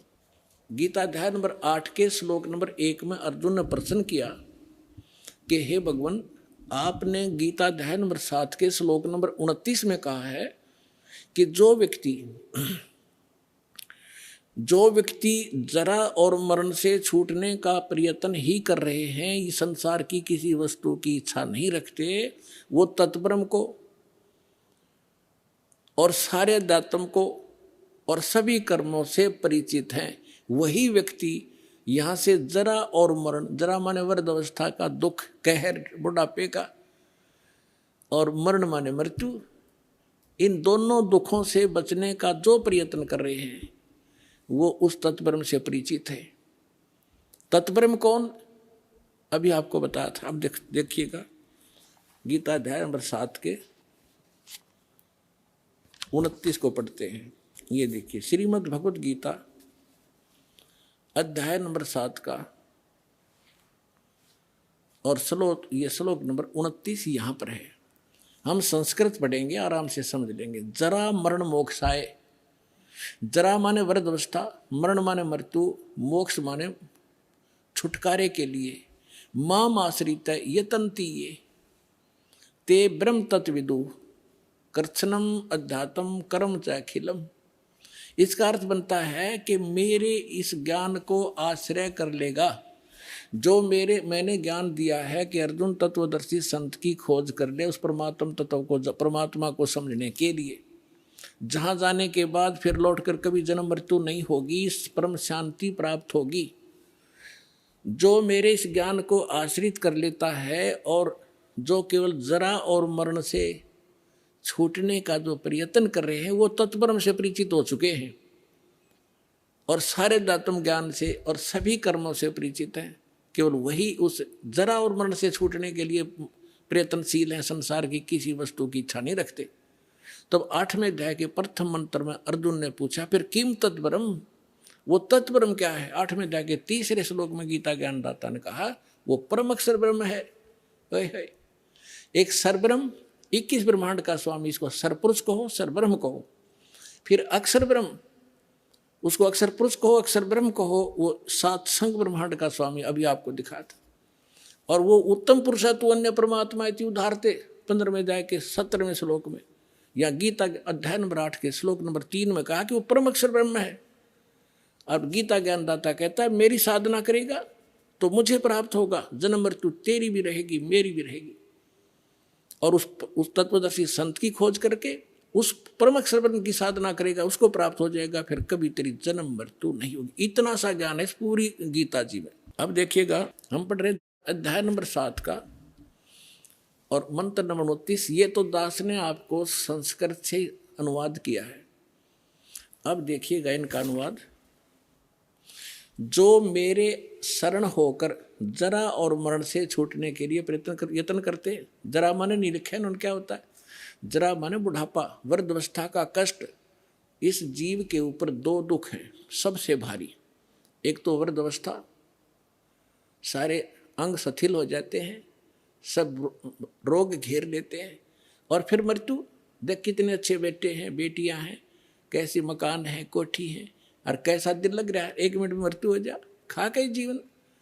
तो यहाँ इसमें बताया कि जो जरा और मरण से छूटने का जो प्रयत्न कर रहे हैं वो तत्परम से परिचित हैं। यह देखो, जो मेरे शरण होकर जरा और मरण से छूटने के लिए प्रयत्न करते हैं वे पुरुष तत्, उस ब्रह्म को, तत्ब्रह्म को, संपूर्ण दातम को तथा संपूर्ण कर्मों को जानते हैं। अब देखो 8वें अध्याय के प्रथम मंत्र में अर्जुन ने पूछा किम तत्ब्रह्म, किम अध्यात्म, किम कर्म पुरुषोत्तम, अधिभूतम च किम प्रोक्तम, अधिदेवम किम उच्यते। इसमें पूछा कि वह ब्रह्म क्या है, वो तत्ब्रह्म के है। अब गीता ज्ञानदाता ने 8वें अध्याय के 3रे श्लोक में बताया। 8वें अध्याय के 3रे श्लोक में वो परम अक्षर ब्रह्म है। अपने आत्मा, इतना गजब का ज्ञान इस अनमोल ग्रंथ में, अमर ग्रंथ में, गीता जी में। और ये नकली श्री कृष्ण जी ने सुप्रीम पावर बताते। श्री कृष्ण जी का था कि इसमें रोल्ला को ना, गीता में की तो पूजा की विधि भी नहीं है, उसका कोई जिक्र भी नहीं है, सिर्फ 3 गुण बता दिए, रजगुण ब्रह्मा, सतगुण विष्णु, तमगुण शिव जी। अब गीता ज्ञानदाता कौन है? ये ब्रह्म है। ये ऐसे अलौकिक कर्म करता है, किसी के अंदर प्रवेश करके अपना ज्ञान दे देता है। अब ये जो दास आपको बताना चाहता है कि गीता ज्ञानदाता कहता है कि मेरी भक्ति करेगा तो मुझे प्राप्त होगा। 8वें अध्याय के 5 और 7 मंत्र में, 8वें अध्याय के 8, 9, 10 में इस परम अक्षर ब्रह्म के बारे में कहा है कि उसकी भक्ति करेगा तो उसको प्राप्त होगा। सीधी सी बात है। अब देखिएगा, ये अध्याय नंबर 8 आप पढ़ रहे हैं, हमने 3 पढ़ दिया, 5 पढ़ेंगे। जो पुरुष अंत काल में भी मुझ को स्मरण करता हुआ शरीर को त्याग कर जाता है वह मेरे साथ मद भावम भावती, मद भावम याति, वो मेरे ही भाव में भावित रहता है। इसका अर्थ तो ये बनता है, इसमें कोई संशय नहीं। और 7वें में क्या कहा है? अब 7वें में कहा है कि इसलिए हे अर्जुन सब समय में मेरा स्मरण कर और युद्ध भी कर, मुझ में अर्पण किए हुए मन बुद्धि युक्त होकर निसंदेह मुझको ही प्राप्त होगा। अब देखो, गीता ज्ञान दाता कह रहा है कि यदि तू मेरी भक्ति करेगा तो युद्ध करना पड़ेगा तेरे को, यहां परम शांति नहीं हो सकती, क्योंकि जहां युद्ध है वहां शांति कैसे? और युद्ध में भी स्मरण जरूरी। तो इसलिए जो हठ योग किए करते हैं जंगल में बाहर वन में चले जाते हैं, या 2.5 घंटे सुबह 2.5 घंटे शाम को हठ योग करते हैं, ये गीता और वेदों विरुद्ध है और सच्चिदानंद घनब्रह्म की वाणी के विरुद्ध है। सच्चिदानंद घनब्रह्म की वाणी में उस तत्व ज्ञान में लिखा है, नाम उठत नाम बैठत नाम सोवत जागवे, नाम खाते नाम पीते नाम सेती लागवे। यही गीता में लिखा है कि तू युद्ध भी कर, मेरा समण भी कर, और इसका सिमरण करते हुए अंतिम सांस तक तो मेरा सिमरण करता हुआ शरीर छोड़कर जाएगा तो मुझे प्राप्त होगा। अपना नाम अपना मंत्र क्या बताता है देखिएगा। गीता अध्याय नंबर 8 के श्लोक नंबर अब 13 में गीता ज्ञानदाता कहता है, ओम इति एकाक्षरम ब्रह्म व्यवहरण माम अनुसमरण, यह प्रयाति तदंदेहम सयाति परमाम गतिम। मुझ ब्रह्म का, माम ब्रह्म, मुझ ब्रह्म का केवल ये ओम, यह एक अक्षर है, नथिंग एल्स। ये ओम अक्षर है, ये ओम, ओम ये एक ओम अक्षर है, और सुमन करके उच्चारण करके सुमन करने का, और यह प्रयाति तदंदेहम, जो इसका सिमरण करता हुआ शरीर छोड़कर जाता, सयाति परमाम गतिम, वो इस ओम से मिलने वाली परम गति को प्राप्त करेगा, परम गति को। अब ओम से मिलने वाली परम गति कौन सी है? ब्रह्मलोक, क्योंकि ब्रह्म का मंत्र है ओम। ओम के जाप से ब्रह्मलोक प्राप्त होगा, और ब्रह्मलोक में गए हुए प्राणी भी पुनरावृत्ति में 8वें अध्याय के 16वें श्लोक में लिखा, ये देखिएगा 8वें अध्याय के ये 16वें श्लोक में कि हे अर्जुन, ब्रह्मलोक पर्यंत भी सब लोग पुनरावृत्ति में है कि ब्रह्मलोक में गए हुए का भी जन्म मृत्यु होता है। इन्होंने इस मार्ग का अनुवाद थोड़ा गलत किया है, ये फिर समझाएंगे, अब टाइम नहीं है। अब जो दास आपको समझाना चाहता है कि गीता ज्ञान दाता अपना मंत्र ओम बताता है, और अपने उससे मिलने वाली परमगति क्या है? ब्रह्मलोक। ब्रह्मलोक में गए हुए फिर पुनर्वृत्ति जन्म मृत्यु में आते, और अपनी स्थिति बताता है 2 अध्याय के 12वें श्लोक में, 10वें अध्याय के 2 श्लोक में, 4 अध्याय के 5 और 9 श्लोक में कि अर्जुन तेरे और मेरे बहुत जन्म हो चुके हैं और आगे भी होंगे। ये ना समझना तू नहीं जानता मैं जानता हूं। इसलिए उसने कहा कि 18वें अध्याय के 62वें श्लोक में कि तू सर्वभाव से उस परमेश्वर की शरण में जा, उसकी कृपा से तू परम शांति को और सनातन परम धाम को प्राप्त होगा। अब उसका मंत्र कौन सा है? उस परमात्मा की भक्ति, परम अक्षर ब्रह्म की साधना करने का। ओम तत्सत 17वें अध्याय का 23वां श्लोक। फिर से आइए, ये 17वां अध्याय श्रीमद् भगवत गीता, और ये 17वां अध्याय 17वें का 23वां श्लोक है। ओम तत्सत इति निर्देश है ब्रह्मण है त्रिविध है समर्थ है ब्राह्मणा तेन वेदा च यज्ञा विहिता पुरा। ओम ओम तत् तत् सत सत, ऐसे यह 3 प्रकार का सच्चिदानंद घन ब्रह्म, उस परम अक्षर ब्रह्म का मंत्र कहा है। अब सच्चिदानंद घन ब्रह्म परम अक्षर ब्रह्म का मंत्र ओम तत्सत, उसको पाने का। ओम तो पुण्यात्मा सीधा है ब्रह्म सरपुरुष का, और जो तत् है वो अक्षर पुरुष का, वो सांकेतिक कोड वर्ड दास के पास है, इस पृथ्वी विश्व में किसी के पास नहीं। और सत है ये परम अक्षर ब्रह्म का, ये भी कोड वर्ड है, सांकेतिक शब्द है। ओम और तत् जो सांकेतिक शब्द है वो दोनों मिलकर ये सतनाम बनता है 2 अक्षर का। और जिसका भी आज तक मोक्ष हुआ उन महापुरुषों ने इस सतनाम का जाप किया है। और जो सत्य है वो सारनाम की तरफ संकेत है, वो भी कोई अन्य मंत्र है जो भक्तों को प्राप्त हो चुके हैं, उनको खूब ज्ञान है। अब 8वें अध्याय के 8, 9, 10 श्लोक 3 श्लोकों में गीता ज्ञानदाता उस परम अक्षर ब्रह्म की साधना के लिए कहता, उसकी भक्ति करेगा उसको प्राप्त होगा, मेरी करेगा मुझे प्राप्त होगा, मुझे मेरी भक्ति करेगा जन्म मृत्यु तेरी भी रहेगी मेरी भी रहेगी, सनातन परम धाम नहीं प्राप्त हो सकता, परम शांति नहीं हो सकती, वो स्थान प्राप्त नहीं हो सकता जहाँ जाने के बाद फिर दौड़कर कभी संसार बन जाते, और उसके बगैर पूर्ण मोक्ष नहीं हो सकता, परम शांति नहीं हो सकती, और ये जन्म मरण का कष्ट मिट नहीं सकता। अब देखिएगा श्रीमद् भगवत गीता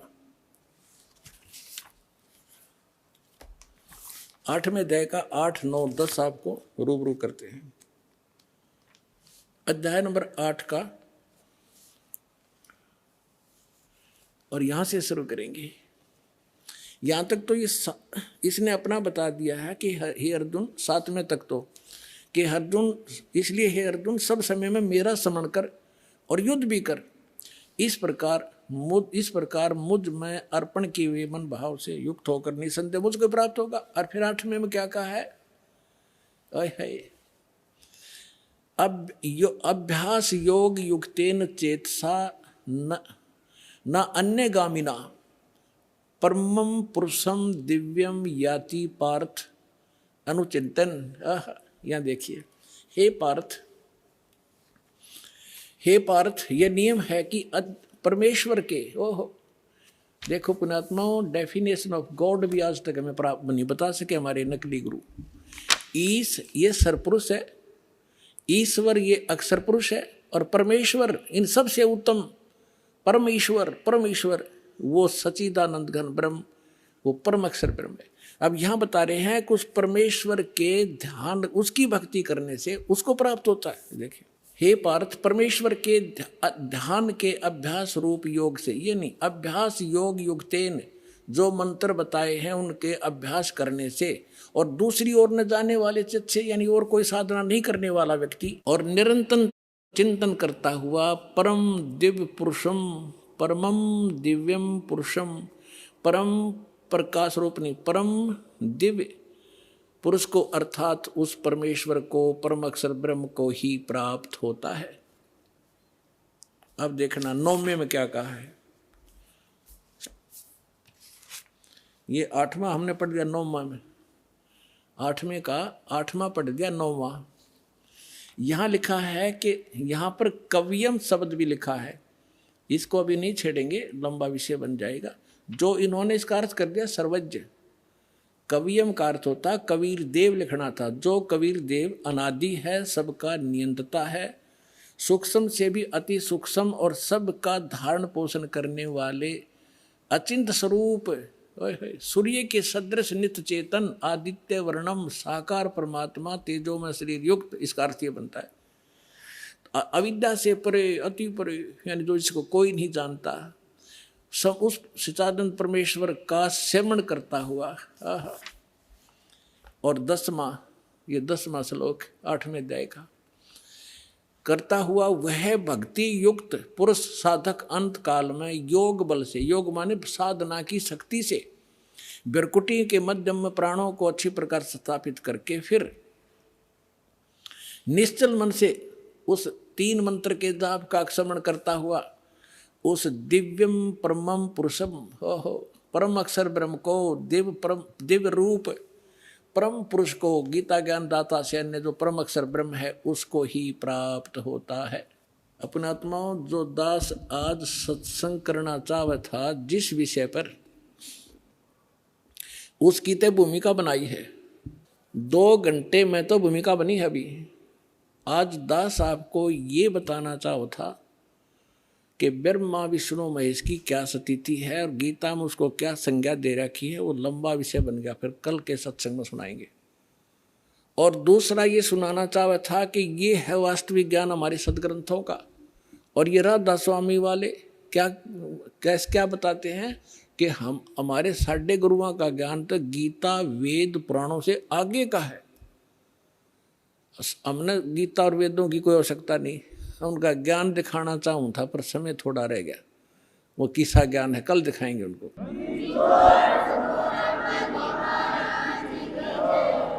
आइए अब हम उन श्रद्धालुओं के अनुभव जानते हैं जो जगत गुरु तत्वदर्शी संत रामपाल जी महाराज जी से दीक्षा प्राप्त कर चुके हैं तथा उनके द्वारा बताए गए भक्ति मार्ग पर चल रहे हैं। नमस्कार जी।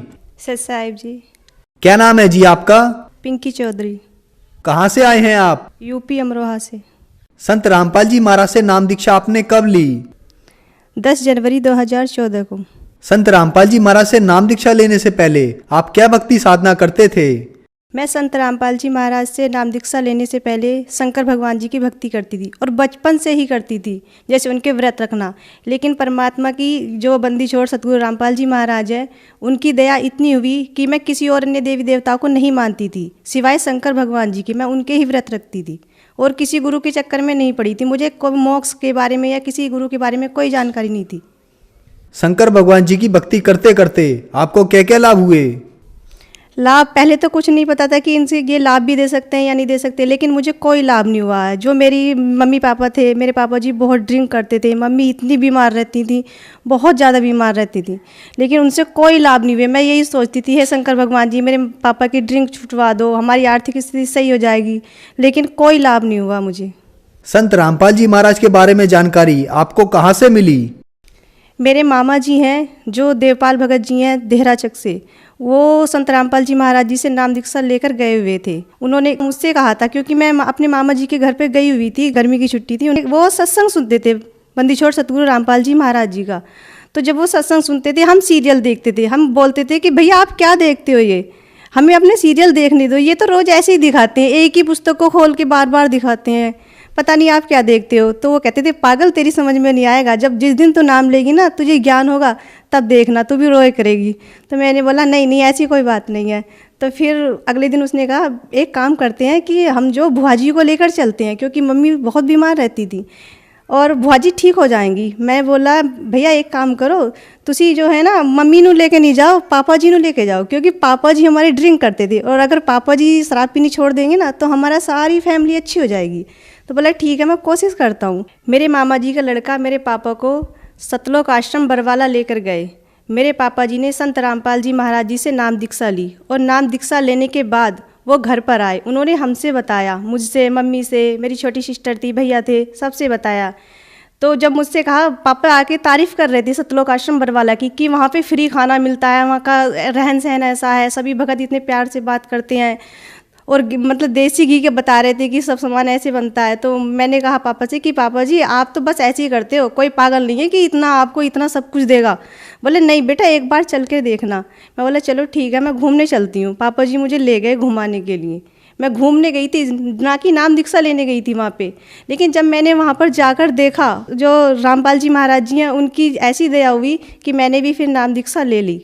संत रामपाल जी महाराज से नाम दीक्षा लेने के बाद अनेक से भक्तों को लाभ होते हैं, तो क्या आपको भी कोई लाभ हुए? जी हाँ, संत रामपाल जी महाराज जी से नाम दीक्षा लेने के बाद मुझे सबसे पहला लाभ जो मानव जीवन का मूल कार्य होता है, यानी कि जिसे मोक्ष कहते हैं, 84 लाख योनियों से जो पीछा छूटता है, मुझे मोक्ष मिलने की सही विधि, सही भक्ति विधि मुझे प्राप्त हुई।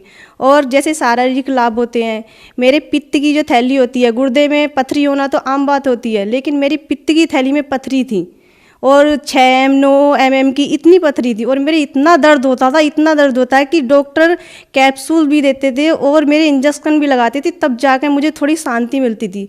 लेकिन मुझे कोई लाभ नहीं हो रहा था। सबने ये बोल दिया था कि ऑपरेशन होगा इसका, तभी इसके पित्त की थैली पथरी की निकलेंगी। लेकिन मैंने संत रामपाल जी महाराज जी से सिर्फ प्रार्थना की थी कि गुरुजी मेरे ऐसे ऐसे पथरी हैं। तो संत रामपाल जी महाराज जी ने कि मात्र आशीर्वाद से ही मेरी वो पथरी, आज 3 साल हो चुके हैं, मेरे ना ही कोई दर्द है ना कोई पथरी है, बिल्कुल कुछ भी नहीं है। और मेरे पापा जी जो ड्रिंक करते थे ना ही वो ड्रिंक करते हैं। मेरी मम्मी, उनकी हालत इतनी ख़राब रहती थी, वो भी बिल्कुल सही है, आज अच्छे से काम करती हैं, चलती फिरती हैं, आराम से चलती हैं। और मेरी नानी जी हैं, मेरी नानी जी को शुगर की बीमारी, गठिया बाई, मेरी नानी जी की टांगों में भी इन्फेक्शन था, वो चल नहीं पाती थी। उनके लिए एक स्टिक बनी हुई थी, डॉक्टर ने दे दी थी, वो उनसे ही चलती थी और हम पकड़ पकड़ के लेके जाते थे उन्हें। लेकिन संत रामपाल जी महाराज जी से नाम दीक्षा लेने के बाद आज वो बिल्कुल सही हैं। अगर किसी को विश्वास नहीं आए तो मेरी नानी जी भी मेरे साथ है, आप देख सकते हैं, ये मेरी नानी जी है जो आज बिल्कुल सही सलामत आपके सामने खड़ी हैं। नमस्कार जी। सत्साई जी। जैसा कि आपकी बेटी ने बताया कि आपको शुगर की बीमारी थी, गठिया की बीमारी थी, आप चल फिर नहीं सकते थे, तो क्या ये सच है? हाँ जी ये सच है। मुझे गठिया बाई भी थी और मुझे शुगर भी था और मेरी टांगों से बेकार हो गई थी, बस खाट पर पड़ी रहती थी, उठा उठा के ये रखती थी मुझे। आज मैं बिल्कुल सही हूँ, सिर्फ सतगुरु रामपाल जी महाराज के आशीर्वाद से ही सही हुए, उनसे प्रार्थना लगाई थी। संत रामपाल जी महाराज से नाम दीक्षा लेने के बाद आपको बहुत लाभ प्राप्त हुए, आप भगत समाज को क्या संदेश देना चाहेंगे? जी मैं भगत समाज से हाथ जोड़कर प्रार्थना करना चाहती हूँ कि जो आप दर दर की ठोकरें खाते हैं, कोई शिव जी की भक्ति करता है, कोई किसी और की भक्ति करता है, तो आइए और संत रामपाल जी महाराज जो हरियाणा में बैठे हुए हैं, जैसे हमारे परमात्मा कहते हैं कि पूर्व पश्चिम उत्तर दक्षिण फिरदा दाने दाने नू सर्वकला सतगुरु साहिब दी हरियाणे हरियाणे नू। तो परमात्मा हरियाणे में आए हुए हैं, उन्हें पहचानो, क्योंकि आज जो शिक्षित समाज है, पहले तो ये धर्मगुरु हमारा बेवकूफ़ बनाते थे, हमारे जो दादा परदाता हैं वो पढ़े लिखे नहीं थे, लेकिन समाज तो शिक्षित है। हमारे जो सदगुरु रामपाल जी महाराज जो वेद शास्त्र खोल कर बता रहे हैं कि भगवान कौन है, उसकी पहचान करो। और सभी शास्त्र यही बताते हैं कि जो कबीर साहब है वो पूर्ण परमात्मा है। हमारी गीता जी प्रमाण के साथ बता रही है कि जो कबीर साहब है वो ही पूर्ण रूप से पूर्ण भगवान है, पूर्ण ब्रह्म वही है। सभी से मैं हाथ जोड़कर प्रार्थना करना चाहती हूँ कि संत रामपाल जी की शरण में आओ और उनसे नाम दीक्षा लेकर अपना कल्याण करवाओ। धन्यवाद जी। सत साहेब जी।